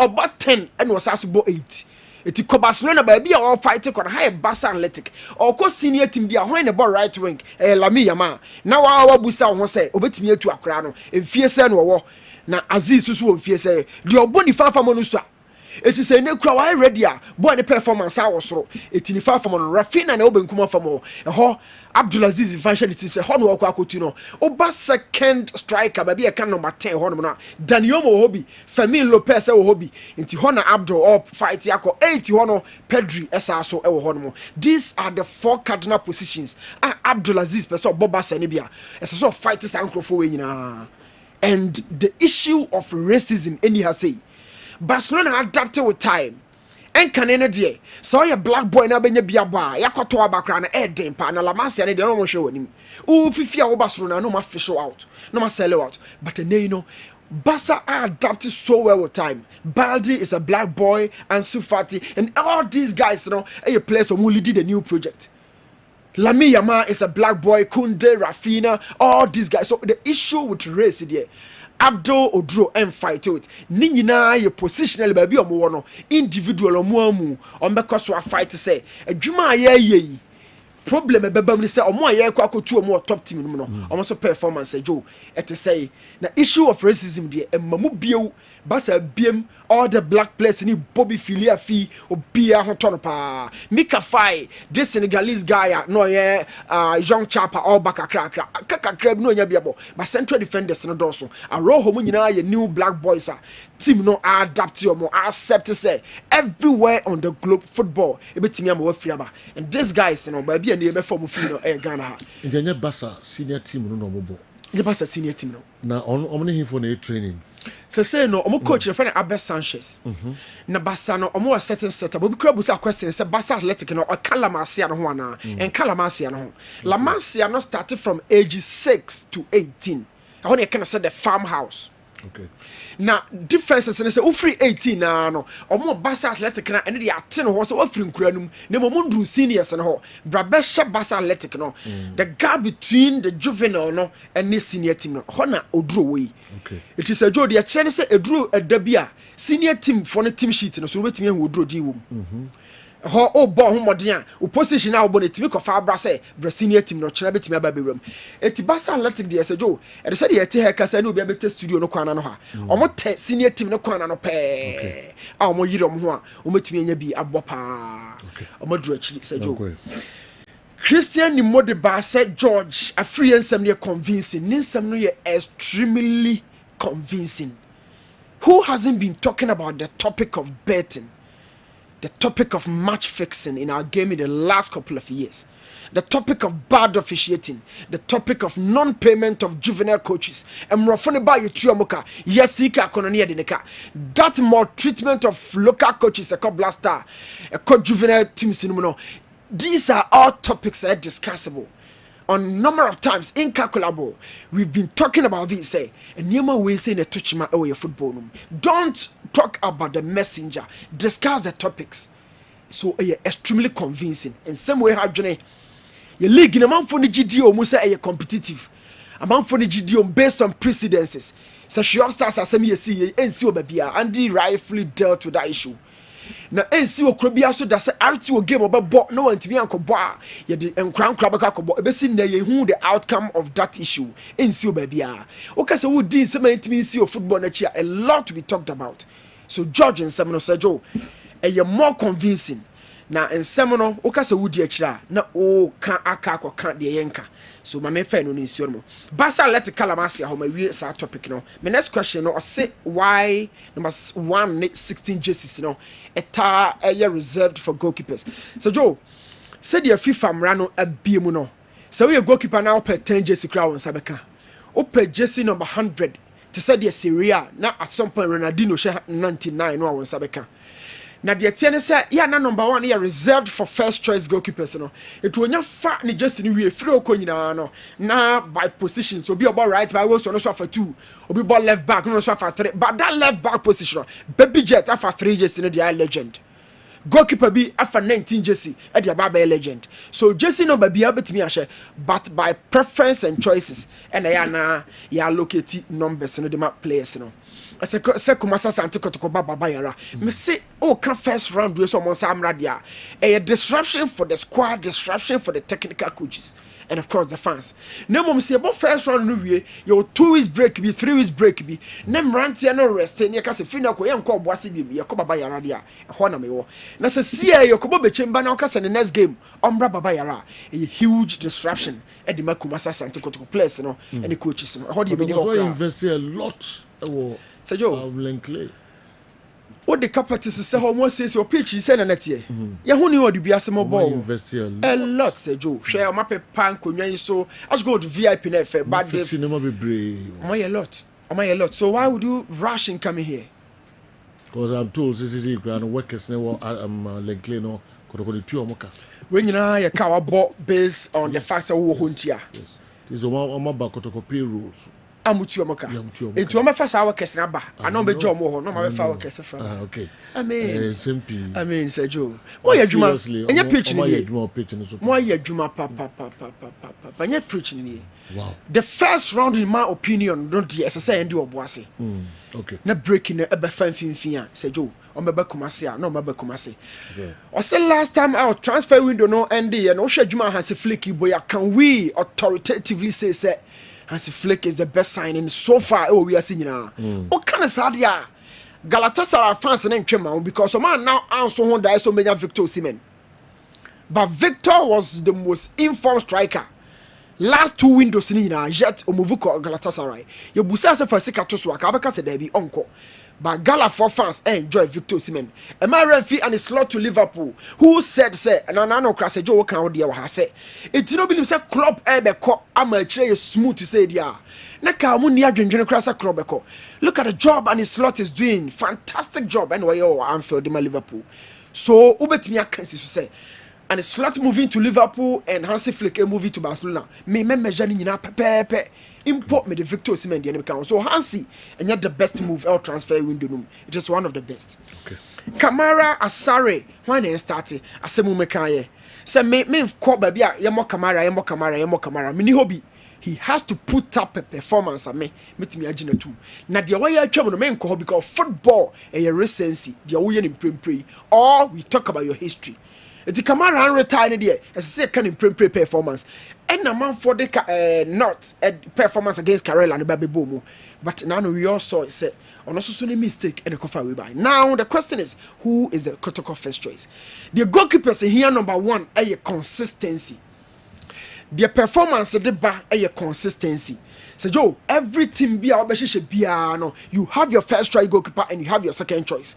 No matter how many days of malaria bet you the first choice, you know.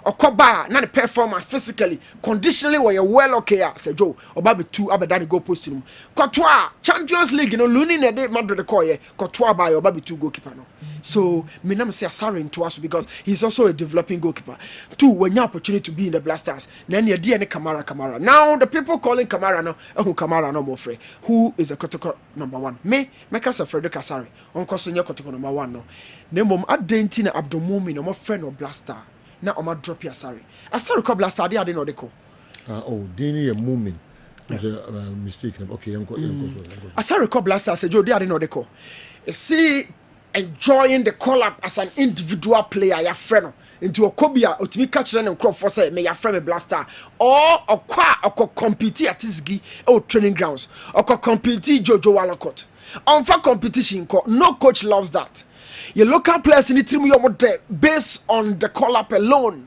of friend abusian for party and there go back to your duty work and show why you were called. But then you from we na fie bomb pie man our phone also so trust and agent pie or we are our friend now for 102. See, that's not the end of the job. Where the job starts is what man we no I shall say at this gina man Jojo Walcott no man me two more and I mean to me two more. Why was I called? Na mo ye frem we no ko do national team kamba na mo oh me feel senior me yadaw from distance me check out now the players na twetwa picture. And that is the mentality of a mediocre. So show why you are called.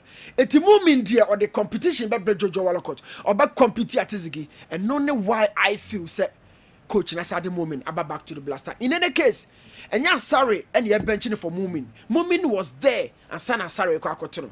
That is the reason me me. Dr. Gumadena ombo Henry Ansu. Adena manity benches are. Kotoko our 4 central defenders. Henry Ansu now the last on the pecking order. Samba Ablo Justice Blay Henry Ansu. Henry ne chatwo. So if the coach is going for a 3-back, or bought a blow, no about Samba, no about Blay, or bought 2 central defenders, not the laterals as support here, or bought a blow, no about Samba, it will be about Blay, no about blow.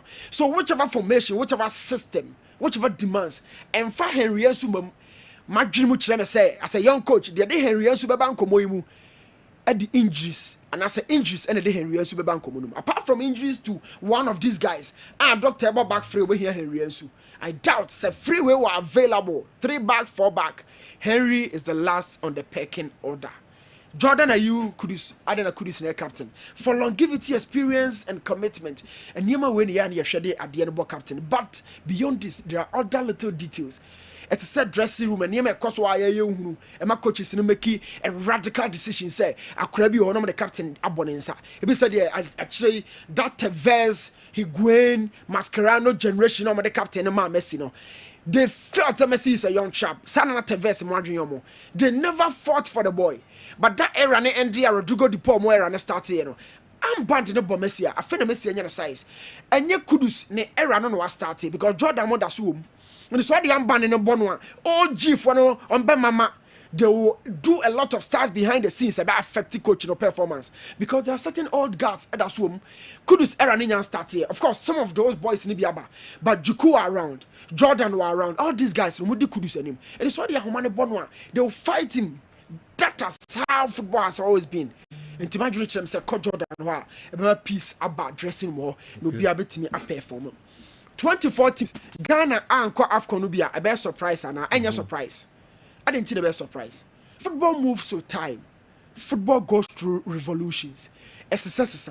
Even Emrana Kasankasa Krani SSS. None of the field in the solo.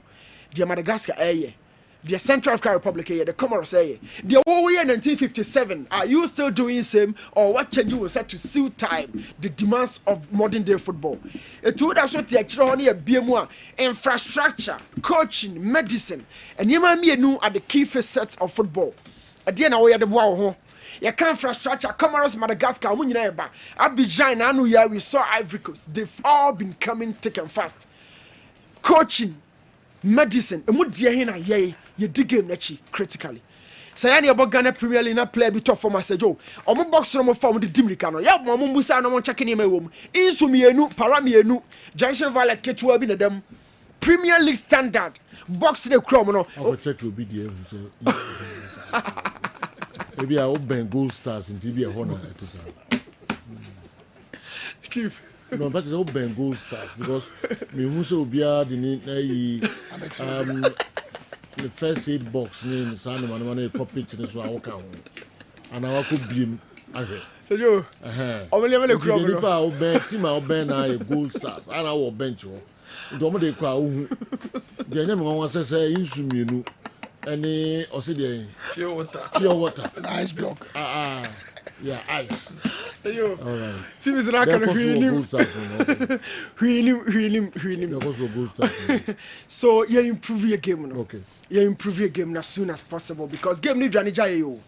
Is Moises Caicedo the most complete midfielder in the Premier League? Almost start beba me back ma se me omo fama me. You can say complete and say. Complete means on and off the ball. Ball ni kra no, ni ball ni kra no. Dia de no de ma team no. In defending, oh yeah, oh tackle, oh block, oh intercept. On the ball, do you pass? Do you distribute your passes well? So you can say Moises Caicedo. So ball ni kra Chelsea, dia de no de ba. Se see you can say o EPM with there. So on and off the ball, I can confidently say Moises Caicedo is the most complete midfielder or EPL. Okay. The tackles, the interceptions, the blocks without the ball, he does a lot for Chelsea. And on the ball, he's shown that he's one of the best passes. Our Premiership in CCA. And you know how define it complete. You have a lot of midfielders to say Iniesta or Zil, born in Ghana, on your BBM. Now watch your screen. 22 tackles and one winning at Yama Chelsea. It places him as first amongst all midfielders or EPL. Number 2, duels won. Or toss me we're making 68 duels. Duels na be kind of 50-50 challenges. Shoulder, all core form, all core throw. We cost 68 times and we're winning. And a place in a second. Interceptions, we're winning 17 interceptions. Now interceptions just say what you pass a ball and they can't track a ball crack off. Ya pass ball na dey to no intercept to am ball na could drew baby and I say could drew and not a placing on third accumulated this for midfielders. So when you know you without the ball, tackles one, duels one, interceptions and you without the ball. But say yo, successful passes 464 a placing a fit on all midfielders. So on the ball no can best passes EPL no Moises Caicedo eto so 5 one more. Where Emma me who say can the most complete there. Who you Moises Caicedo and Yama Wakra. So, Joe, my last question, the fact that na Obusa said Rafinha Ro Ben or Ball FC Barcelona. The same Rafinha and Nayane Kasa coaches are changing position no Kasa. Rafinha was a winger under Zevi. But Hansi Flick came in no say no. So that win, so I want you born before I'm right inside. No, watch it. Watch your ball so. Then Rafinha recover. And your brand Fifi Lewandowski age in 20 move Kase. 2. Ni wait as a striker into hotel pulley other central defenders and around him, which is so natural. It's bastard, there are spaces behind Lewandowski as is our cover. Now, ye can this season 12 goals and we make it 10 assists. Now, Europe, play our fate and as well double digit this season. Aya Branty emotional TV sui. He is not a natural center forward. But the coach na be say Obon as a false 9. So Lewandowski no one kobo, but Lewandowski no how ni as number 9. And na the little pockets of Lewandowski ejano or no sasa. Now the best attribute of the game no as a winger a finishing. Mo Salah best attribute any America and yantwe a finishing. Finishing is meant for natural center forwards, but we are winger and go sha. Ya na ababe your major attribute. And look, baby I also go and your winger position no a number 9 position of our ball. This is the pure false 9 rule and all ball. Typical center for the Juman offer number 9 position on Nami. And the Juma way because Lewandowski come born dropping on the children now and incisively how our cheap goalkeeper who say no one need idea the ball back on the goalkeeper so Lewandowski, Rafinha, Lamine Yamal currently the best trio for Barcelona, and Rafinha is the most important member of that attack because of the finishing speed and then the creativity for the side. So Joe. Okay. Newton Latin Marija Tamekabana and number 7 and number 10 in summer and if you buy and some room which me I home Ejumaka Krade Ama or no, and so our Black Stars coach Otoado was quite mindful and economical with what exactly transpired between Thomas Partey and him. Himself. Boss, I want to know from your superlative sports brains if Thomas Partey's exclusion from our latest Black Stars call-up is a disciplinary action against his refusal to honor our game against Sudan. Also, will Coach Otoado's action on Partey have the potency of promoting patriotism in our national team? DD, Akumadan Senior High School, and Audiwe, and so Breyang. Me ko aba na ma befa mo videos mo de aba no se mrebe ba mi yepa na ya hwe mo videos no enso ho hia mi yepa. Keto Kreku's presidency of the Ghana Football Association has been marked by one controversy with criticism over inadequate sponsorships, inconsistent national team management, and questionable coach selections. 2, the organization of the domestic league has also faced scrutiny with issues of poor officiating and alleged match fixing undermining its credibility. His efforts in youth development and infrastructure are seen as insufficient for long-term growth. These concerns suggest that Ghanaian football may benefit from fresh leadership to rebuild trust, introduce innovative strategies, and restore the sport's integrity. Hey, Oyinba Kwachi, Cologne, Germany. Where we in Cabrofo. Na Brofo akisi. Okay. Oyinba Kwachi Genium. Anyway, from Cologne, Germany, and Abre. Kwa Mickey. Mienja Boafo nonsense. Some kakra na yemetuaso. Republic Bank a bank a sabre omede hihye foforo de aba enu nti se usika se mu nkoye we businessman businesswoman usika se mu nkoye Republic Bank and also no mu koye adwuma ye ma loan na interest rate de wo form loan na ye de ma na eboa ma wetima to dan loan ye de ma na eboa amotimi ato ajapadie bia opese wo ye credit cards ana so pese investment SME corporate digital or retail banking ni nyina no de wani che Republic Bank emfaso a obetimi enya ewo yaseye eno no Totina 74 T74 kope T74 edroni binanom na nom T74 number 1 immune system booster ebe boost immune system no ama hoden abem ahode ba immune system ne mu a obi a wo kidney problem wo heart problem wo lungs problem wo eye problem anase wo abdominal pain wo syphilis wo gonorrhea wo pressure no wo shro wo sugar level no wo shro wo gonorrhea wo HIV wo COVID wo fibroid Totina 74 Edum aseda so benya biato anase any drug store. Your number is 0246 073498 offer number we so ye bejo so Franco Trading Enterprise eton laptops, Nokia phones, Samsung phones, iPhones, smart television, Franco air conditions, anase ope deep freezer, washing machines, CCTV cameras and a pebiato and Franco Trading Honia Tonya ma papa and utiko Franco na kopenya ma papa ni bi enso eto heba so cream ye cream ye using ema nigye eba ede ema ye we so eba so cream ni bia bema boaw ema timi boy dwuma ye bema sebe mpedwa no be na ho aba wo ntem we ye bema ntimi satisfy ba kopɛ baso cream no in a sachet and as a baso cream in a tube na emboa na boy dwuma ye ebe boa ye papa any drugstore chemical shop bi abekobiano obenye biato ye number ye 0244 750510 ye the elephant ointment abedwa so bia osisi ya na kotodwo chinkasane ya elephant ointment and also using sadikeba powder o dwaso we use sadikeba powder the bearman so bia koko air ebe boa ma koko no etu ase e de amount obe piti powder ni be a good team kokom na boa etu koko na se e de amount and the elephant eba mixture abedwaso obi a koko ha osisi ya de we metim e elephant eba mixture Flezon 600 a stroke a drum. Obi when you stroke and Nasa Boso bomb by a fish stroke home. Flezon 600 and na a wasabonum. Asabe travel and tongue. A do be too quiet. You do go Dubai trip on the aircall and nunti. So we will be a peso could be a single occupancy, you know, $1,649. Double occupancy $1,899 per head. Airline ticket, hotel and breakfast, visa, round trip airport transfer, desert safari tour, marina cuisine, half day city tour, Ninyanum, and the Yakamboma, Utese Sikanum. Your Bantama High Street, Honey Beer, or your number, 0246 603711. Asabeti de ye dreba ko Dubai amwakwa ko di holidays and so latest form your partner for life wabrabo mu yonkone latest form ko latest form enkonya ne bi your visa for 6500 Ghana and our L and also 3100 Ghana cedis we chinka se ne beko honam ne tutu ne beko a bomade ko latest form yenkonya ne bi natenem the one and only general. Okay, enti baby yedri mefa WhatsApp videos no kala untimi ma sisia na o metwe mic no nti me confirm me WhatsApp videos amode abreme na afi yede de aka nyina enso ato amoso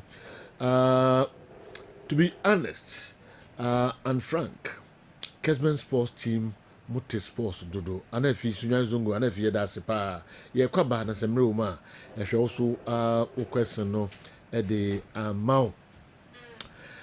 Happy birthday, Sunko Enko Emma Kwadjo Sani of Ashtown Apostolic Church.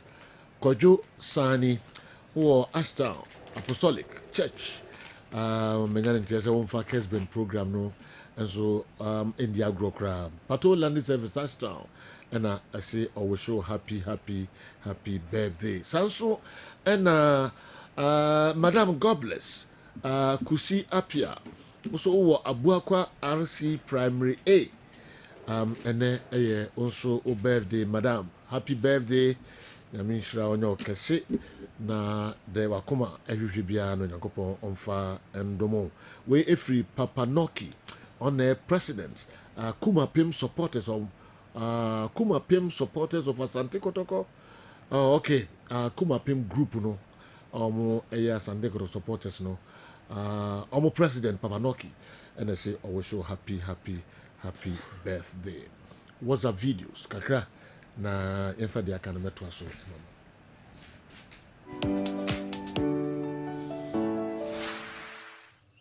Good morning, Sir Joe. Your family welcome Kasa Frinkawe. Andy, me costing na ni say Chelsea team is said the Ayo Sonia o me Kasa fi kwaso. I say Joe mpese mbusa o bibi.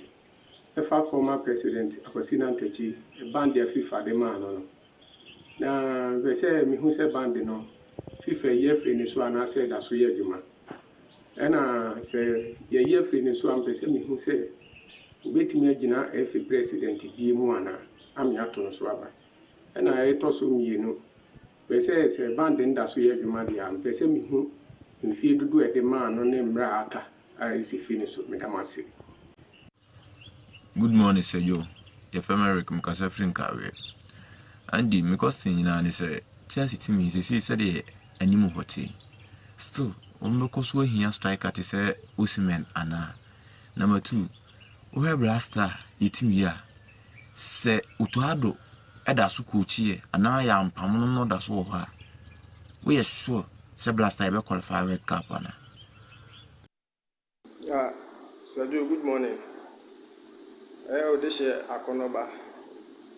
I pay my question is the person who said if he said Antoniana free gun and free and I say Bo Antoniana me boy. If Antoniana Echiban, why not be boss say Antoniana and I say why not the body bo it do Antoniana dear. The person and the mobile minami why I say the blaster dear I won't go with the massy. Pacho, good morning. Where Chairman Morofos Enterprise and Uncle say, hey, this is the said the most in the game point. There's a Chelsea to be 3-2-8. Hey, Chelsea the Blues. The most say it's a general so in the game point. I say about Jenna Bones or when it's a bones young Hunubium, and the bones are question, it's a generous. It's a bones a question. That's a general Pacho. Adam bisa question so much minimum. I'm saying compare botaro nya team yenya team bi awaji league da and FA Cup na wako Africa da na patch team be patch ne esi eyi abai the journals no nyakopon ye. Hello Sejo family na ya mikasa free offense adembra Sejo mpacho you say blasters no you see dey ka kui and half going to qualify na that day. Jadi internet kaya maboga fu be free abuchira be bona ka yemfa mo mboga na leg ya kotokone has PSC yemfa jide nshu mo na yemfa bi mshu mo ne mumbo ne ka boga fu entra mabluchiri ne ka enno tuma service ka magana ise ubi e ba nyeska koto ni itia ma odi aba okwa ebitua oba ebitua ntika mama twinde ka yema mo mboga na leg ya yemo maanye dai embo so ebituma service ka mo maanye no ise omba kra yi hunhwe. So, did ni ya ni yeti. Si Mr. Mono so come on say my pa. Bidasi. Sejo, good morning. Pacho mi chano abeja fo na Sejo Nicholas Neka say me ka say free akra. Sejo, e pacho mpese mi bisa sam kakra. Na me tre ma adwene wo ade bi nso ho na say abeja fo no Frank Naro ene Andy ebetimi abom me ya no. Na mbese me mbisa say yen Ghana football na nkasa edien ba ni yen problem edien na haye edien na ama supporters no intimi nko e kan say agoprama so no ahoro ne nkohwe yen bo na ye bo no number 1 o hwe yan brofo ya embo ya ye hwe ya wotum sɛ teams no bɔ no ma nkɔyie koraa ɛnso da bi ɔmo stadium hɔ yɛ ma na mborɔfo yi bɔgye wɔn mo so yɛahyɛ no koraa na wɔbɔgye no so nti deɛ na ɛma yɛn yɛ ha no mu deɛ no deɛ problem kakra ba na sɛ wohwɛ kɔtɔkɔ ne yɛ ha asensɛm aba wotum sɛ supporters ani abere paa but mepɛ sɛ menhu the real problem na ɛha yɛ Ghana football no na yɛn nsa nso ntwe yɛn adwene nkɔ biribi kakra nso ɛm sɛ minim ade nti na mebisa no sɛ system no mu ayɛ den nti na bia nkɔfoɔ nso ɛnya sika no mfa nkɔ anaasɛ Sir Joe mepacho mamu nyinaa kye ebra ne fie rade de yankwa kye yi na yewra weekends mu mepacho masem 8 yawa me question me bisa 8 the person me busa ne say public account committee a yete si onyen hwehwemu fa all African games sika akwakodi didi nkrofo ho mo beka se GTV for agi say ni say o mo set committee si yen hwehwemu no ye ka asem ne ba akopɛ ye ntie ho asem biem se donema ekoso Ghana no esisi ye ya hweyi kamya kwese asem ba egi bum ni aka na ba akopɛ ade ya chen ya ni atiada ye ntie ho asem biem nti mpese Frank Naro eboa me wasa ekwan we so na nne. Good morning, Sir Joe. The patch of Michiane, Oncrophone nyina, Andy Obia, Michiobia.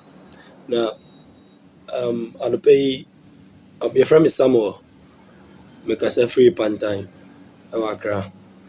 I'll pay the Mesem Kakram Pesemi Bisaye, Barcelona, me club bakopa, me find the agro. Na ya breye pa bre asosisi ya de ja nyame adom ya ji enkola ni dinti kakra nkrasa ni ama akoso ti na we de mesre bisa se mo betimi aya me mboa kakra na ma chirichiri mo akire me kakra se ni ama kakra nkra yugusu a basa ye kakra nkra yi Catalans for you beat me. Good morning. A friend of mine called me free Spain, Panadol. Na send my tight account me de video by yache. Which I said Franco ne Andy and Nebusia for na. Said you, I mean, because I say anything be and toka BC or party biswa. Ibrimu supporters.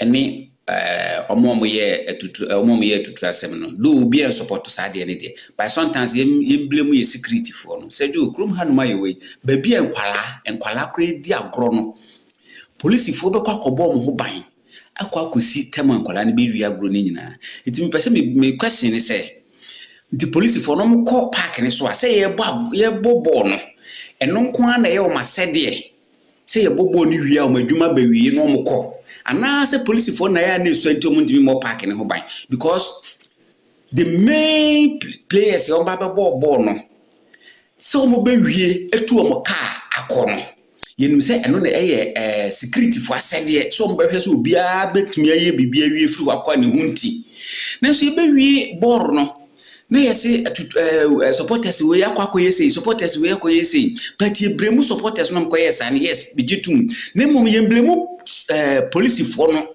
a o mko ho no good morning me pa che frame upon me kasa fit today se jo me pese me hunu kotokoti mu ni problem e wom pa me pese Newton eboa me se bi to so me no se ye three coaches we amaw se kotokoti mu na wo ye enti ba ko head coach ne fa ba ko assistant coach ya de ne nka be fa obi se coach ogum sika akono ene ba shuri Hereford ba ko head coach fa ba ko assistant coach ya e wo kotokoti mu ye mu a de ne nka be fa.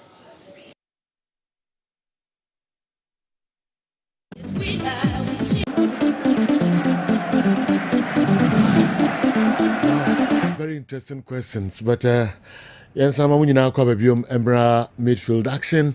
Kessben 3.3, Kessben 2.9. Very interesting question. But Kessima Bakupe na ese ye peja emu. Ya bo modia questions no do no ade amamo.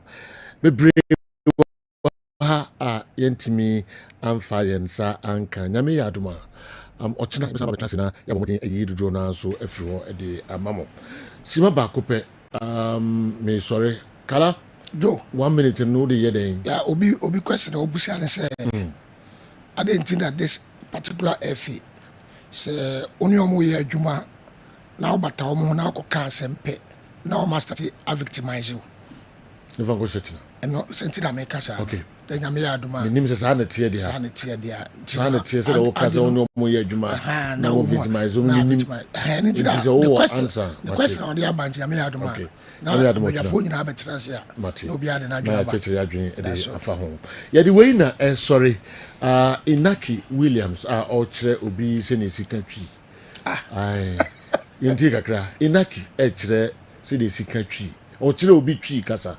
ɔkyerɛ obi Spain yeah. Que dime algo, es decir, que me gustan a mí los idiomas, que dime algo así, a ver cómo suena el chi. Yo qué sé, dame Etisen, es como ¿qué tal estás? Etisen. Etisen. Y contestar, decir de puta madre. Boco. Boco. Sí. A ver, dímelo. Etisen. Boco. Más o menos, ¿no? Ok, ya está. David Amunsa es un bio. Algo así, a ver cómo suena el chi. Yo qué sé, dame Etisen, es como ¿qué tal estás? Etisen. Etisen. Y contestar, decir de puta madre. Boco. Boco. Sí. A ver, dímelo. Etisen. Boco. Más o menos, ¿no? Ok, ya está. When ejina the midfield action no aba area breaking news abedafo enso ba betrase no mo de abre yen nyame ya adoma ambesa te yenka ochina ewo final whistle jumede no eso nyame chira mo pa akramo